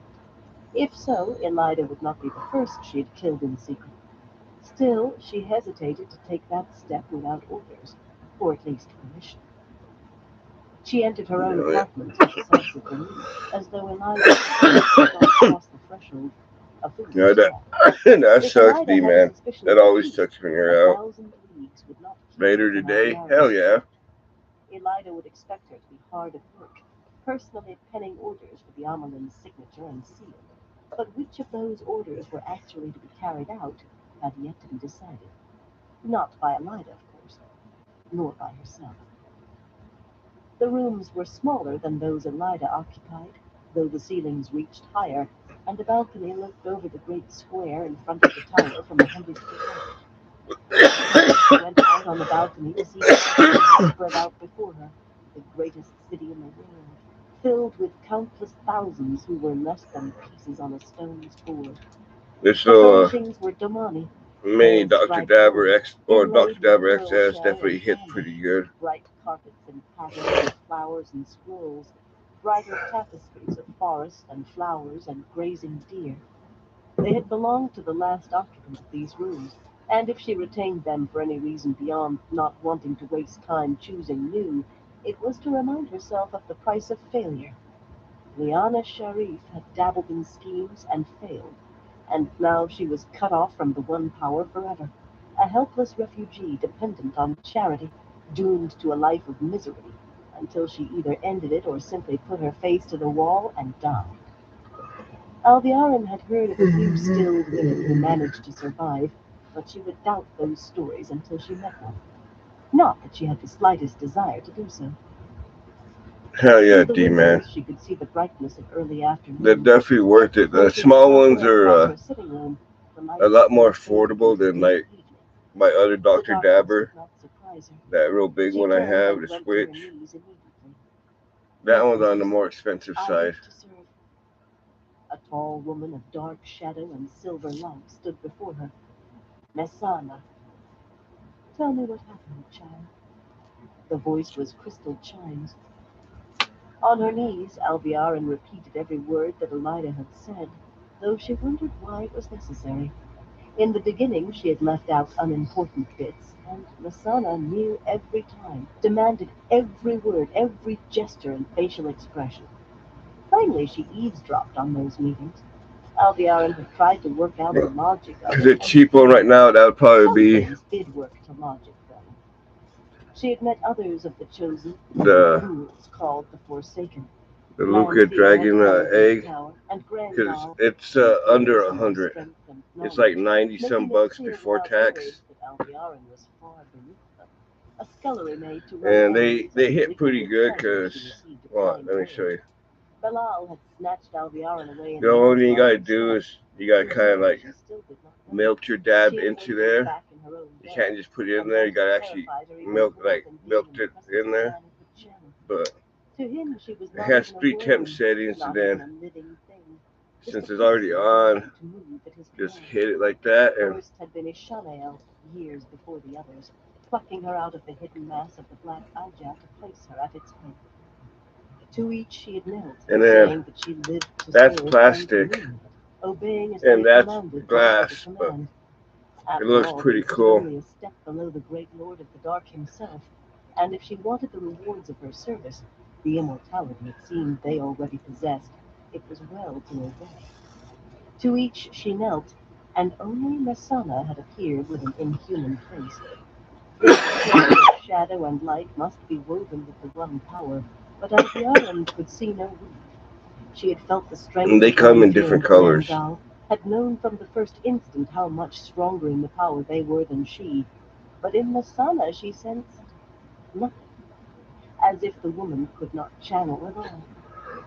The light was cold and stunning. Masana hid herself because she might be recognized. She must reside in the tower itself.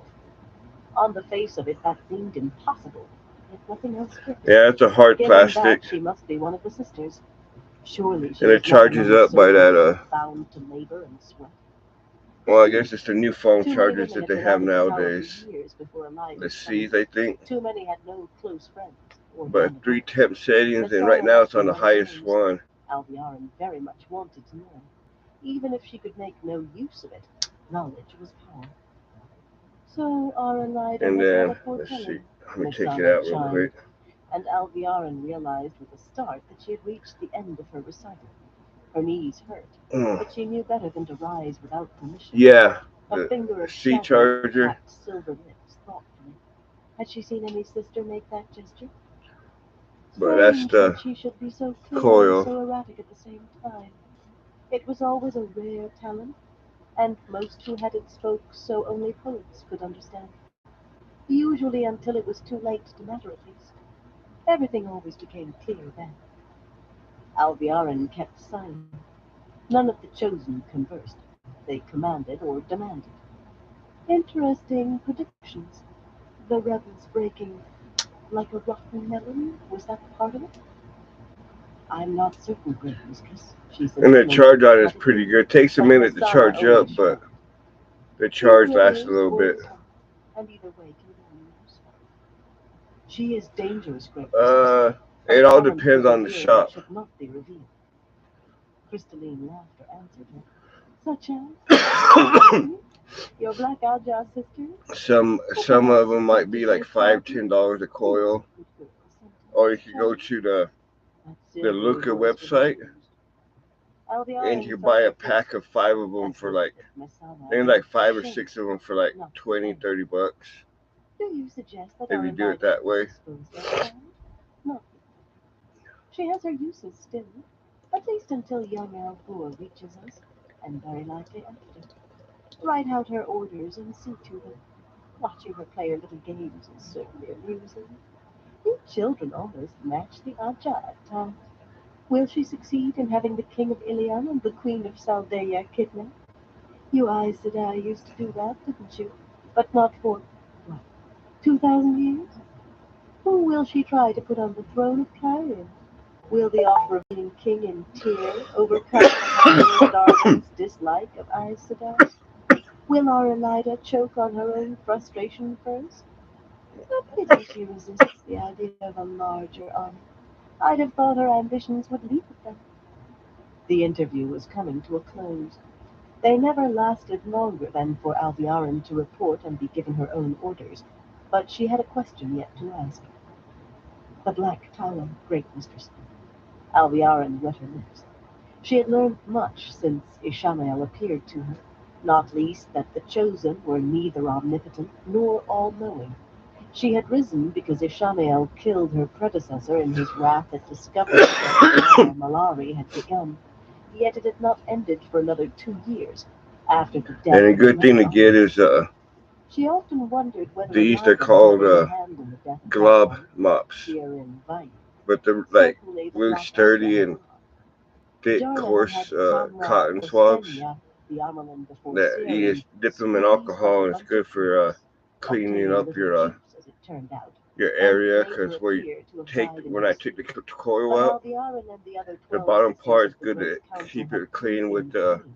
a In order to Q-tip because it convince does get Ishamael waxed they had no down in there responsibility that for it. interrupts the The connection and Chosen were not whatnot, all and just to powerful, clean the and they area did with not it. know everything. But they're Yet called sometimes they knew what no glob one else did. mops. Asking could be dangerous, though. But they're just like Why was the most dangerous? The Chosen never liked to be thick, asked why.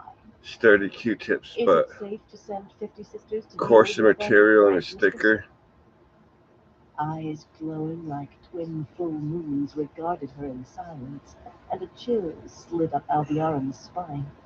Jarna's fate flashed into her mind.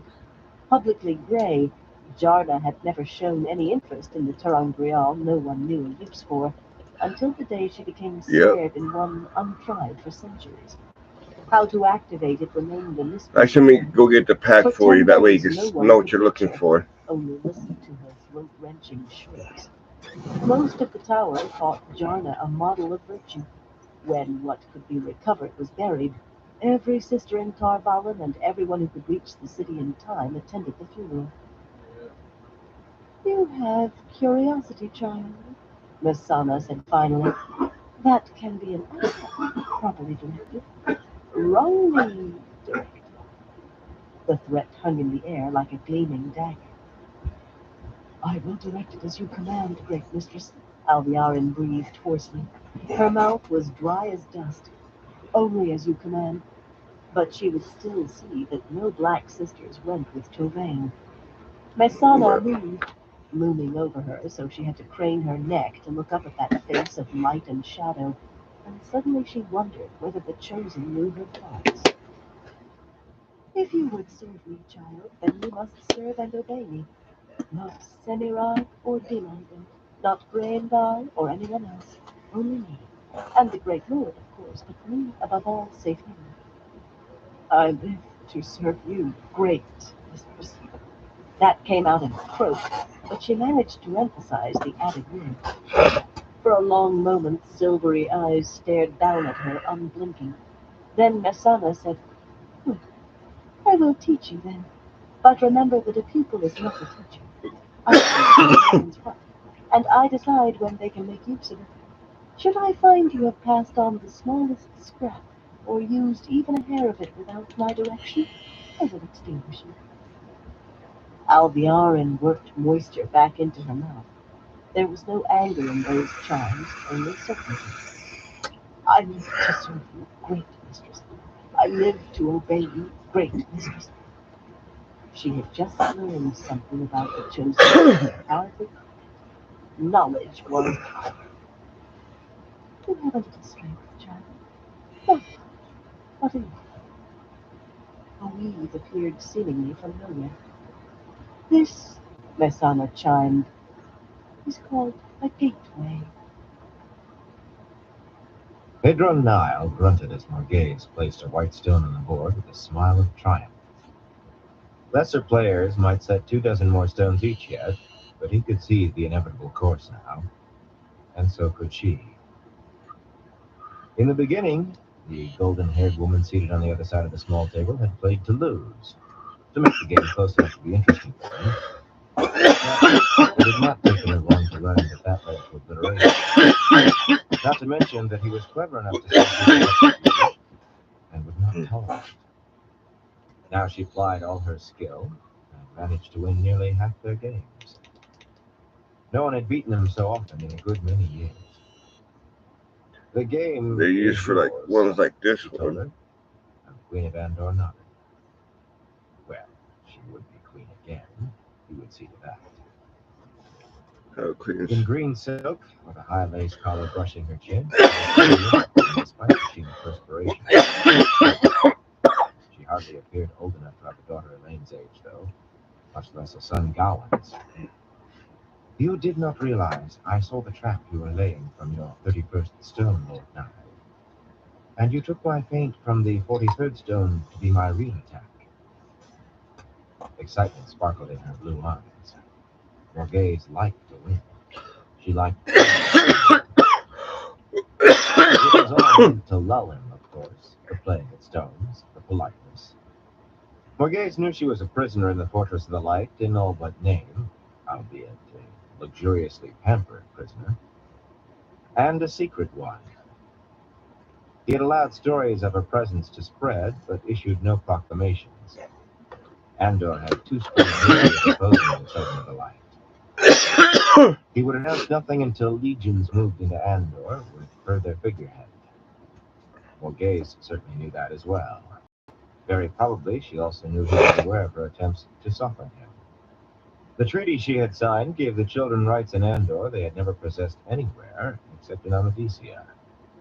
And he expected that she already planned how to lighten his hand on her land, how to remove his hand altogether as soon as she could.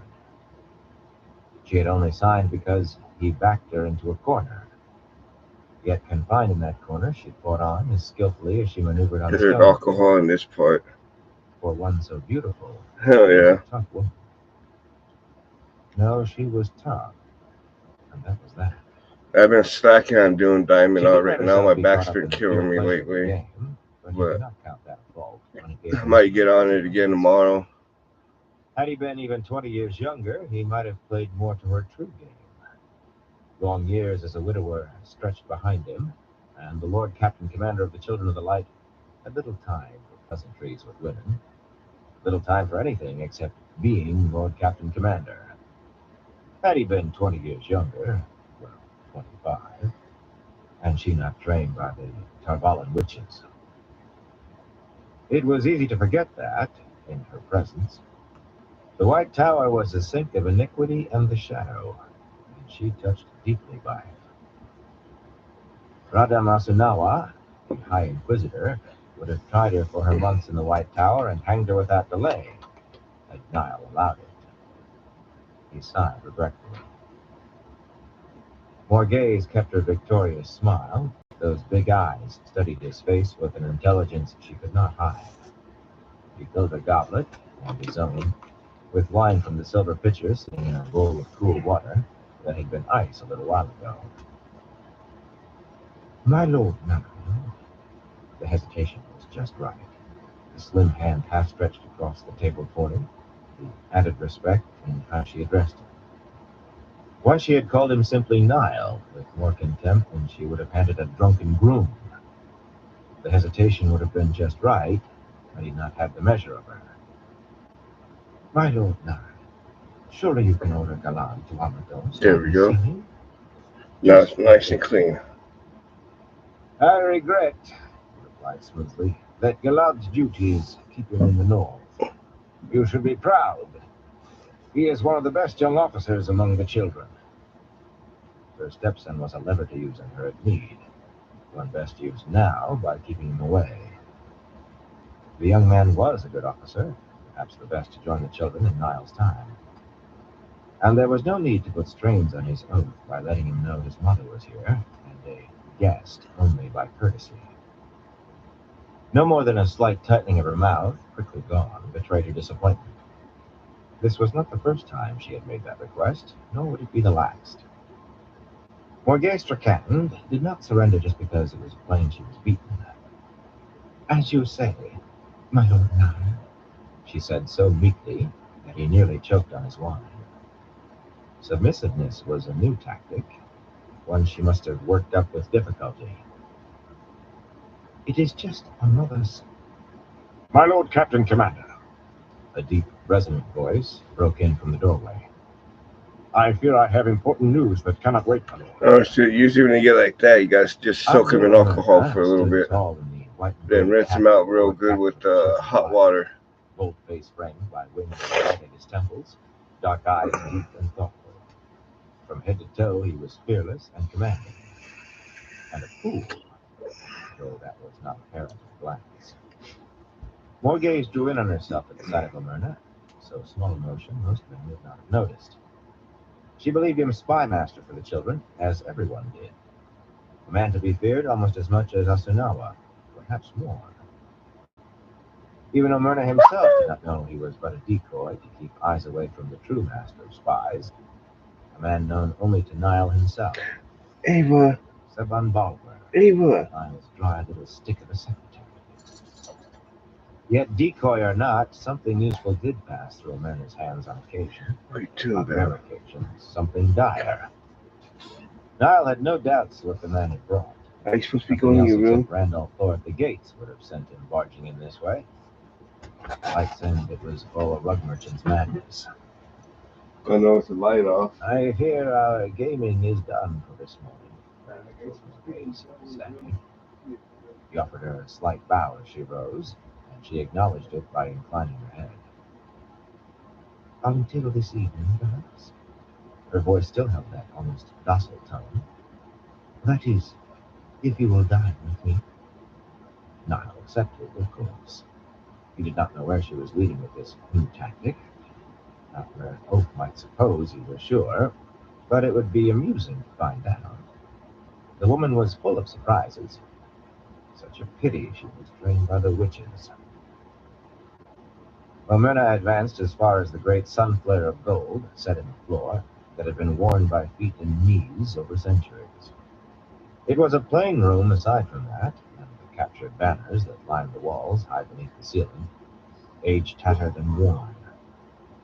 Omerna watched her skirt around him without really acknowledging his presence, and when the door closed behind her, he said, I have not yet found Elaine or Gowan, my lord. Is that your important news? Niall demanded irritably. Bulwer reported Morgase's daughter in Ebu Dar, still mired to her neck with the witches. Orders concerning her had already been sent to Jacob Garden. Her other son still toiled with the witches as well, it seemed, in Tarvalin, where even Bulwer possessed few eyes and ears.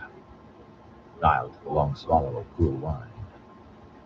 His bones felt old and brittle and cold of late, yet the shadow-spawned heat made his skin sweat enough and dried his mouth. Myrna gave a start. Ah, no, my lord. He fumbled in a pocket of his white undercoat and pulled out a tiny bone cylinder with 3 red stripes running its length. You wanted this brought as soon as the pigeon arrived in the... He cut off as Niall snatched the tube. This was what he had been waiting for. The reason a legion was not already on its way to Andor, with Morgaze riding at its head, if not leading. If it was not all Baradin's madness, the ravings of a man unbalanced by watching Tarabon collapse into anarchy, Andor would have to wait. Andor and maybe more.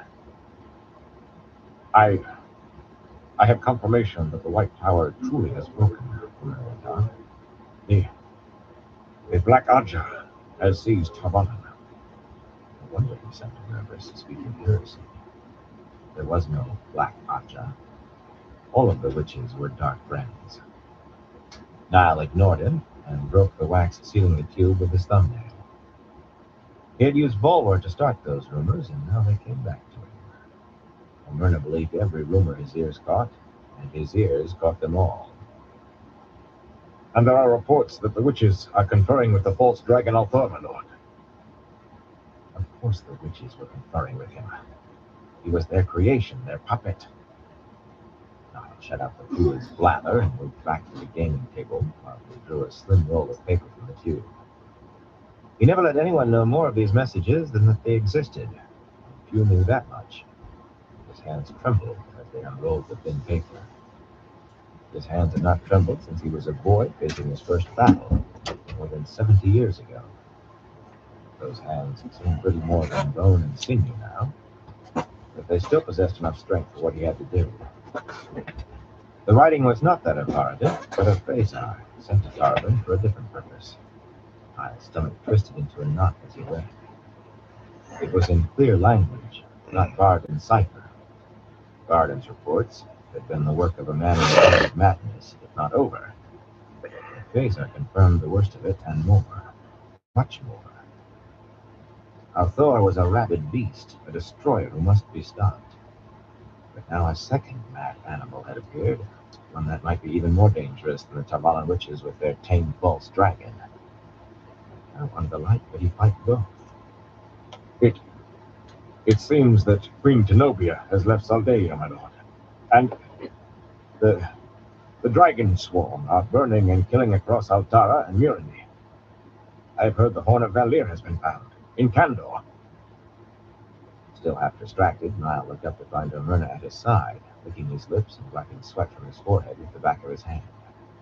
No doubt he hoped for a glance at what was in the message. Well, everyone would know soon enough. It seems one of your wilder fancies wasn't so wild after all, Niall said. And that was when he felt the knife go in under his ribs. Shock froze him long enough for Myrna to pull the dagger free and plunge it in again. Other Lord Captain Commanders had died this way before him, yet he had never thought it would be Myrna. He tried to grapple with his killer, but there was no force in his arms. He hung on to Myrna with the man supporting him, the pair of them eye to eye. Myrna's face was red. He looked ready to weep. It had to be done. It had to be. You let the witches sit there in Solidar, unhindered, and... As if suddenly realizing that he had his arms around the man he was murdering, he pushed Niall away. Strength had gone from Niall's legs now, as well as his arms. He fell heavily against the gaming table, turning it over. Black and white stones scattered across the polished wooden floor around him. The silver pitcher bounced and splashed wine. The cold in his bones was leaching out into the rest of him. He was not certain whether time had slowed for him, or everything really did happen so quickly. Boots thudded across the floor, and he lifted his head wearily to see Myrna gaping and wide-eyed, backing away from Eamon Valda. Every bit as much the picture of the Lord Captain as Myrna in his white and gold tabard and white undercoat. Valda was not so tall, not so plainly commanding. But the dark man's face was hard, as ever, and he had a sword in his hands, the heron-marked blade he prized so highly. Treason! Valda bellowed, and drove the sword through Myrna's chest. Niall would have laughed if he could. Breath came hard, and he could hear it bubbling in the blood in his throat. He had never liked Valda. In fact, he despised the man, but someone had to know. His eyes shifted from the slip of paper from Tanchico, lying not far from his hand. He might be missed there, but not if his corpse clutched it. And that message had to be read. His hand seemed to crawl across the floorboards so slowly, brushing the paper, pushing at it as he fumbled to take hold. His vision was growing misty.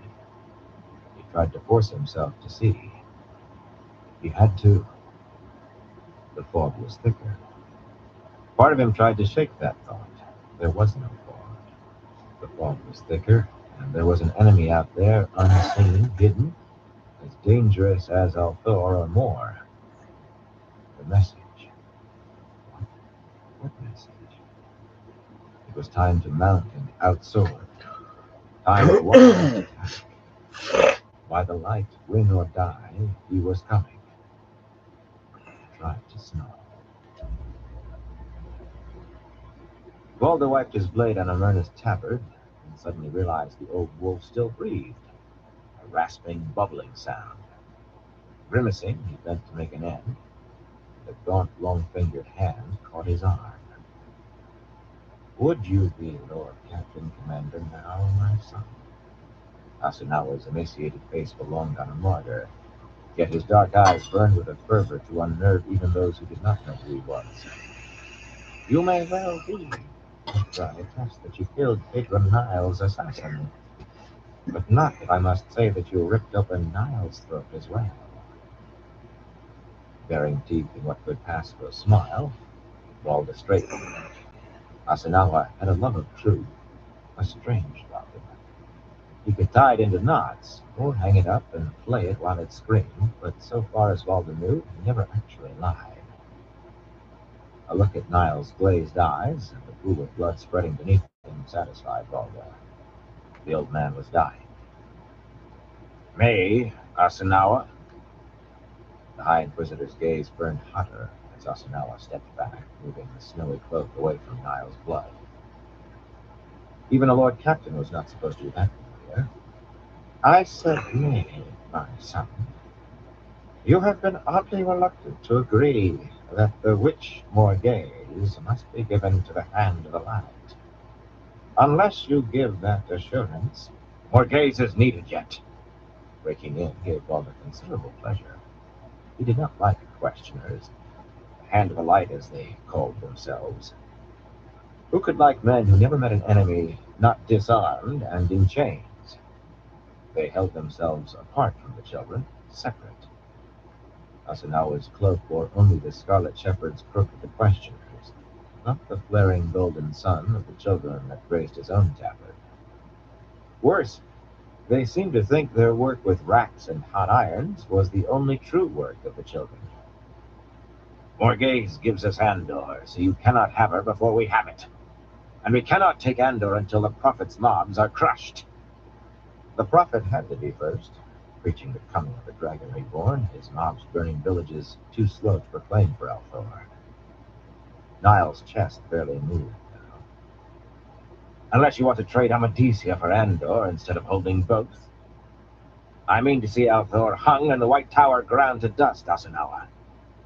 And I did not go along with your plan just to see you toss it all in the midden. Asunawa was not taken aback. He was no coward. Not here, with hundreds of questioners in the fortress, and most of the children wary of putting a foot wrong around them. He ignored the sword in Balder's hands, and that martyr's face took on a look of sadness. His sweat seemed to be tears of regret. In that case, since Lord Captain Benvila believes that the law must be obeyed, I fear Benvila agrees with me, Asunawa. Since dawn, he did, since he realized that Balder had brought half a legion into the fortress. Benvila was no fool. The question is not whether I will be Lord Captain Commander when the sun sets today, but who will guide the hand of the light in its digging for truth. No coward, Asunawa, and even less a fool than Benvila. He neither flinched nor demanded how Balder thought to bring this about. I see, he said after a moment, and then mildly, do you mean to flout the law entirely, my son? Balder almost laughed. You can examine Morgaze, but she is not to be put to the question. You can have her for that when I am done with her. Which might take a little time. Finding a replacement for the Lion Throne, one who understood her proper relationship to the children, as King Iron did here, would not happen overnight. Perhaps Asinawa understood, and perhaps not. He opened his mouth, and there was a gasp from the doorway. Niles' pinch-faced secretary stood there, purse-mouthed and knobby, narrow eyes trying to stare at everything except the bodies stretched out on the floor. "A sad day, Master Bulwer," Asinawa intoned, his voice sorrowful iron. "The traitor Omerna has slain our Lord Captain Commander Pedro Nile. The light illumine his soul." Not an advance on the truth. Niles' chest no longer moved, and killing him had been treason. "Lord Captain Valda entered too late to save him, but he did slay Omerna in the full depth of his sin." Bulwer gave a start and began dry-washing his hands. The bird-like fellow made Valda itch. "Since you are here, Bulwer, you may as well be useful." He disliked useless people, and the scribbler was the very form of uselessness. "Carry this message to each Lord Captain in the fortress. Tell them the Lord Captain Commander has been murdered, and I call for a meeting of the Council of the Anointed." His first act on being named Lord Captain Commander would be to boot the dried-up little man out of the fortress, boot him so far he bounced twice, and choose a secretary who did not twitch. "Whether Omerna was bought by the witches or the prophet, I mean to see Pedro Nile avenged." "As you say, my lord." Bulwer's voice was dry and narrow. "It shall be as you say." He apparently found himself able to look on Niles' body at last. As he bowed himself out jerkily, he hardly looked at anything else. "So it seems you will be our next Lord Captain Commander after all," Asinawa said once Bulwer was gone. "So it seems," Valda answered dryly. A tiny slip of paper lay next to Niles' outstretched hand, the sort used in sending messages by pigeon. Valda bent and picked it up, and exhaled in disgust. The paper had been sitting in a puddle of wine. Whatever had been written on it was lost, the ink a blur. "And the hand will have more days when your need for her is done." That was not in the slightest question. "I will hand her to you myself." Perhaps a little something might be arranged to sate Asinawa's appetite for a while. It might make sure Morgaze remained amenable too. Valda dropped a bit of rubbish on Niles' corpse. The old wolf had lost his cunning and his nerve with age. Now it would be up to him and Valda to bring the witches and their false dragon to heel.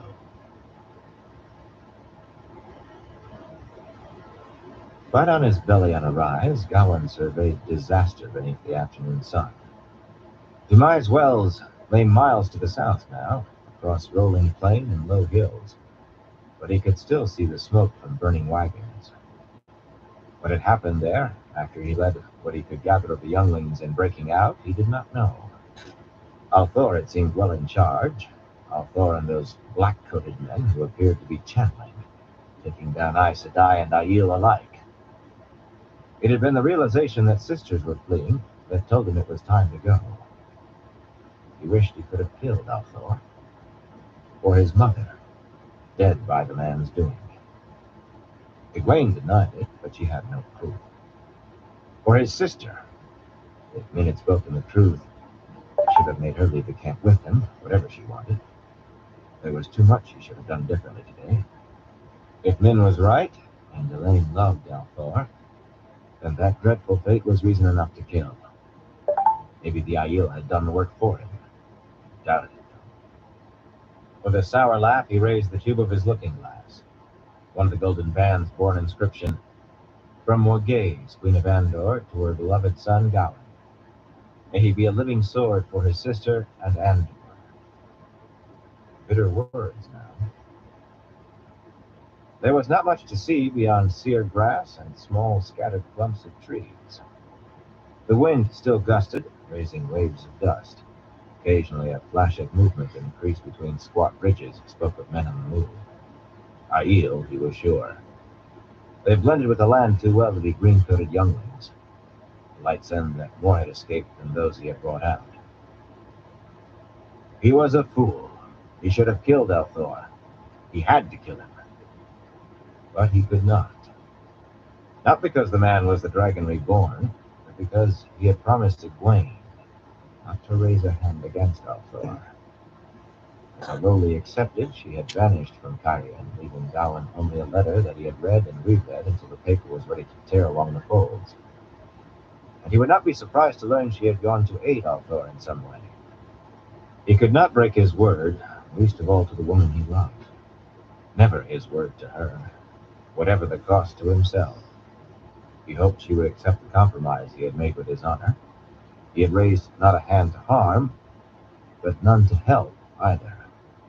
The light said she never asked that of him. It was said that love addled men's brains, and he was the proof. Suddenly he pressed the looking glass to his eye as a woman galloped a tall black horse into the open. He could not make out her face, but no servant would be wearing a dress divided for riding. So at least one Aes Sedai had managed to escape. If sisters had made it out of the trap alive, maybe more of the younglings had too. With luck, he could find them before they were killed in small groups by the Aiel. First, there was the matter of this sister, though. In many ways, he would rather have gone on without her, but leaving her alone, maybe to take an arrow she never saw coming, was not an option he could allow himself. As he started to rise and waved to her, though, the horse stumbled and fell, pitching her over its head. He cursed. Then again, when the looking glass showed him an arrow standing up from the black's side. Hastily he scanned the hills and bit down on another curse.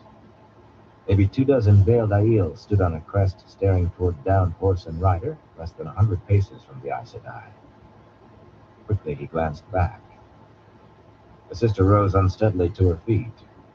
If she kept her wits and used the power, there should be no way a few Aiel could harm her, especially if she took shelter against more arrows behind the fallen horse. Even so, he would feel better when he had gathered her in. Rolling away from the crest to lessen the chances of the Aiel seeing him, he slid down the reverse slope until he could stand. He had brought 581 younglings south, almost everyone who was far enough along in training to leave Tarvalin, but fewer than 200 waited on their horses in the hollow. Before disaster struck at Dumai's Wells, he was certain there had been a plot afoot to see that he and the younglings died without returning to the White Tower. Why, he did not know, nor whether the scheme came from Elida or Galena. But it had succeeded well enough, if not exactly in the way its devisers had thought. Small wonder that he would have preferred to go on without Aes Sedai, had he any choice. He stopped beside a tall gray gelding with a young rider. Young, as indeed all the younglings were, many did not need to shave beyond every third day, and a few still only pretended even that. But Jasao wore the silver tower on his collar, marking him a veteran of the fighting when Swan Sanche was deposed, and scars beneath his clothes from fighting since. He was one of those who could skip the razor most mornings. His dark eyes belonged to a man 30 years older, though. What did his own eyes look like, Gowan wondered. Jasao, we have a sister to pull out of the... The 100 or so Aiel who came trotting over the low rise to the west recoiled in surprise at finding the younglings below, but neither surprise nor the younglings' superior numbers held them back. In a flash they bailed and plunged down the slope, darting in with spears, stabbing at horses as often as riders, working in pairs. Yet if the Aiel knew how to fight men on horseback, the younglings had recently had rough lessons in how to fight Aiel, and slow learners did not live long in their ranks. Some carried slender lances, ending in a foot and a half of steel with a crossguard to prevent the head penetrating too deeply. And all could use their swords as well as any but a blade master. They fought in twos and threes, each man watching another's back, keeping their mounts moving so the Aiel could not hamstring the animals. Only the quickest Aiel managed to get inside those circles of flashing steel. The war-trained horses themselves were weapons, splitting skulls with their hooves, seizing men with their teeth, and shaking them like dogs worrying rats, jaws tearing away half a man's face. The horses screamed as they fought, and men grunted with effort, shouted with the fever that overtook men in battle, the fever that said they were alive and would live to see another sunrise if they had to wade waist deep in blood. They shouted as they killed, shouted as they died. There seemed little difference. Gowan had no time to watch or listen, though. The only youngling afoot, he attracted attention. Three cotton sword-clad figures dodged through the horsemen, rushing at him with spears ready. Perhaps they thought him easy meat, 3-on-1. He disabused them. His sword left the scabbard smoothly as he flowed from the falcon stoops, to the creeper embraces the oak, to the moon rises over the lakes. 3 times he felt the shock in his wrists of blade meeting flesh. That quickly, 3 veiled Aielmen were down. 2 still moving weakly, but they were out of the fight as much as the other. The next to confront him was a different matter. A lean fellow, overtopping Gowan by a hand, he moved like a snake, spear flickering while his buckler darted and slanted to deflect sword strokes, with a force Gowan could feel to his shoulders. The wood grouse dances became folding the air, became the courier taps his fan, and the Aielman met each of them at the cost of a slash along his ribs, while Gowan took a gash on his thigh that only a quick twist kept from being a stab clean through. They circled one another, oblivious to whatever happened around them. Blood oozed hot down Gowan's leg. The Aielman feinted, hoping to throw him off balance. Feinted again. Gowan shifted from stance to stance, sword now high, now low, hoping the man would extend one of those half-thrusts just a little too far.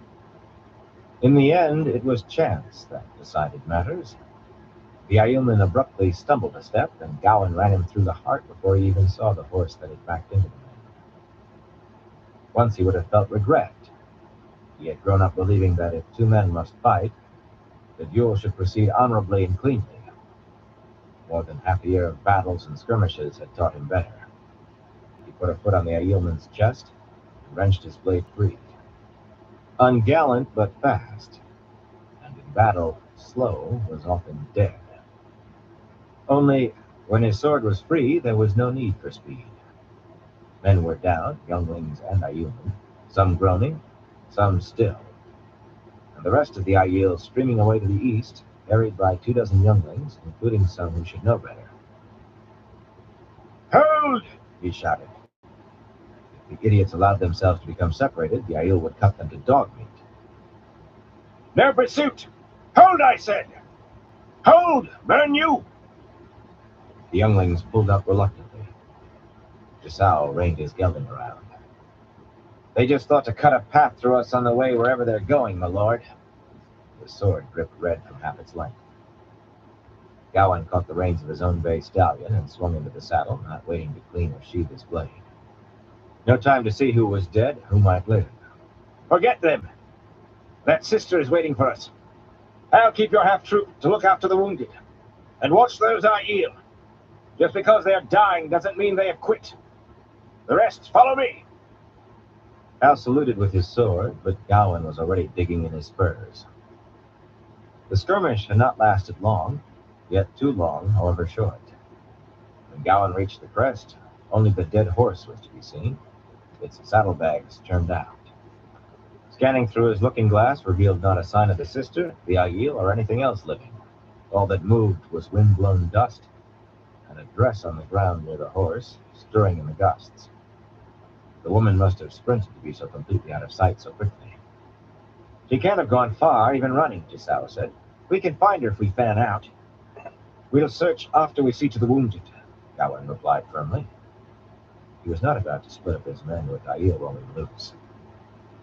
Only a few hours yet till sunset, and he wanted a tight camp on high ground before them.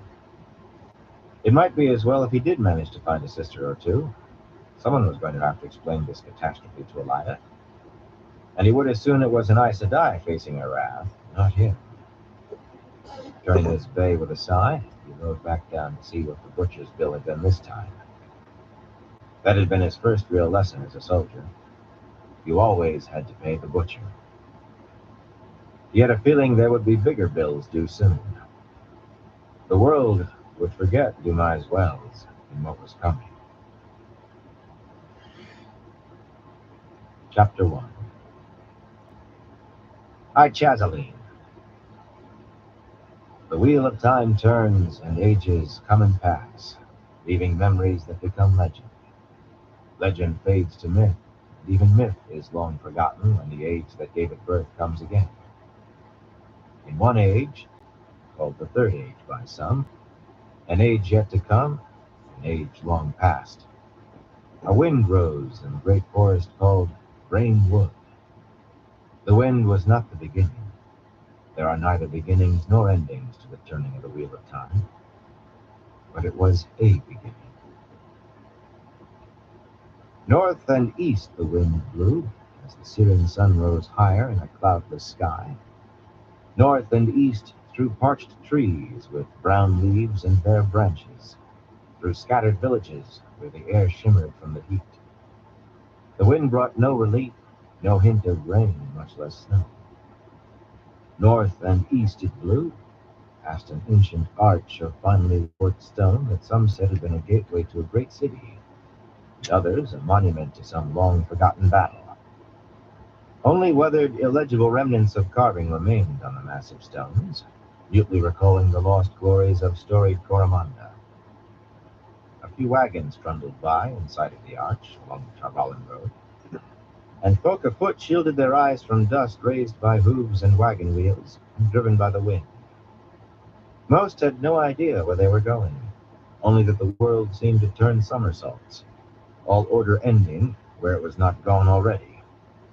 Fear drove some on, while others were drawn by something they could not quite see and did not understand, and most of them were afraid too.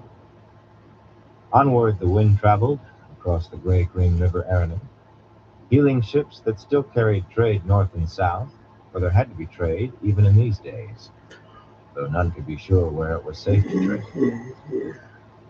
East of the river, the forests began to thin, giving way eventually to low rolling hills covered in brown, tinder-dry grass, and dotted sparsely with small clumps of trees. Atop one of those hills stood a circle of wagons, many with the canvas scorched or else completely burned away from the iron hoops. On a makeshift flagstaff, trimmed from a young tree dead in the drought, and lashed to a bare wagon hoop for more height, waved a crimson banner, a black and white disk in its heart. The Banner of Light, some called it, or Althor's Banner. Others had darker names, and shivered as they spoke them in whispers. The wind shook the banner hard, and was gone quickly, as if glad to be away. Barony Barra sat on the ground with his broad back against a wagon wheel, wishing the wind lingered. It had been cooler for a moment, and the wind from the south had cleared the scent of death from his nostrils.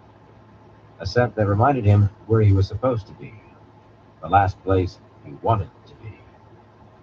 Much better here, inside the wagon circle, his back to the north, where he could forget after a fashion. The surviving wagons had been hauled up to the hilltop yesterday in the afternoon, once men could find strength to do more than thank the light they still breathed.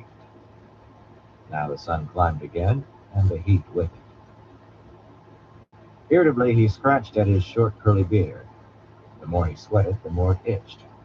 Sweat rolled down the face of every man he could see, except the Aiel. The water lay nearly a mile away to the north now. But so did the horrors and the smells. Most considered it a fair trade. He should have been doing his duty, if a touch of guilt did not move him. Today was High Chazaline, and back home in the Two Rivers there would be feasting all day and dancing all night. The day of reflection, when you were supposed to remember all the good things in your life, and anyone who voiced a complaint could find a bucket of water upended over his head to wash away bad luck. Not something anybody wanted when the weather was cold, as it should be. A bucket of water would be a pleasure now. For a man lucky to be alive, he found it remarkably hard to pull up any good thoughts. He had learned things about himself yesterday, or maybe it had been this morning, after it was all done. He could sense a few of the wolves still, a handful of those that survived, and were now on their way elsewhere, far from here, far from men. The wolves were still the talk of camp. Uneasy speculation over where they had appeared from and why. A few believed Rand had called them. Most thought the Aes Sedai had. The Aes Sedai did not say what they thought. No blame came from the wolves. It happened, but he could not match their fatalism. They had come because he called them. Shoulders wide enough to make him seem shorter than he was, slumped under the weight of responsibility. Now and then he heard other wolves, that had not come, speak with scorn to those that had. This was what came of mixing with the two legs. Nothing else could be expected. It was a strain to keep his thoughts to himself. He wanted to be home in the two rivers. Small chance of that, perhaps ever again. He wanted to howl if the scornful ones were right.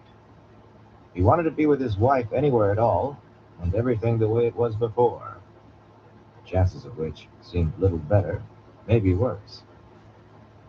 Far more than the yearning for home, more even than the wolves, worry about Fail ate inside him like a ferret trying to burrow out of his middle. She had actually seemed glad to see him leave Carolyn. What was he to do about her? He could not think of words to describe how much he loved his wife and needed her, but she was jealous where she had no cause, hurt where he had done nothing, angry where he could not see why. He must do something, but what? The answer eluded him. Careful thought was all he had, while Fail was flashing quicksilver. Yael should put some clothes on him, Aram muttered primly, scowling and frowning. He squatted nearby, patiently holding the reins of a rangy gray gelding. He seldom went far ahead. The sword strapped to his back jarred with his green-striped tinker coat, hanging undone for the heat. A rolled kerchief tied around his forehead kept sweat from his eyes. Once Perrin had thought him almost too good-looking for a man. A bleak darkness had settled in him, though, and now he wore a scowl as often as not. It isn't decent, Lord Perrin. Perrin.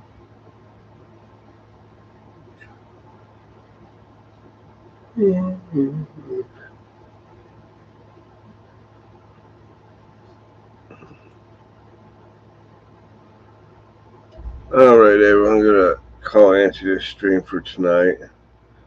I want to thank everyone for stopping by, and everyone continues to stop by. I definitely appreciate all y'all support. Till next time, everyone. Y'all stay safe out there.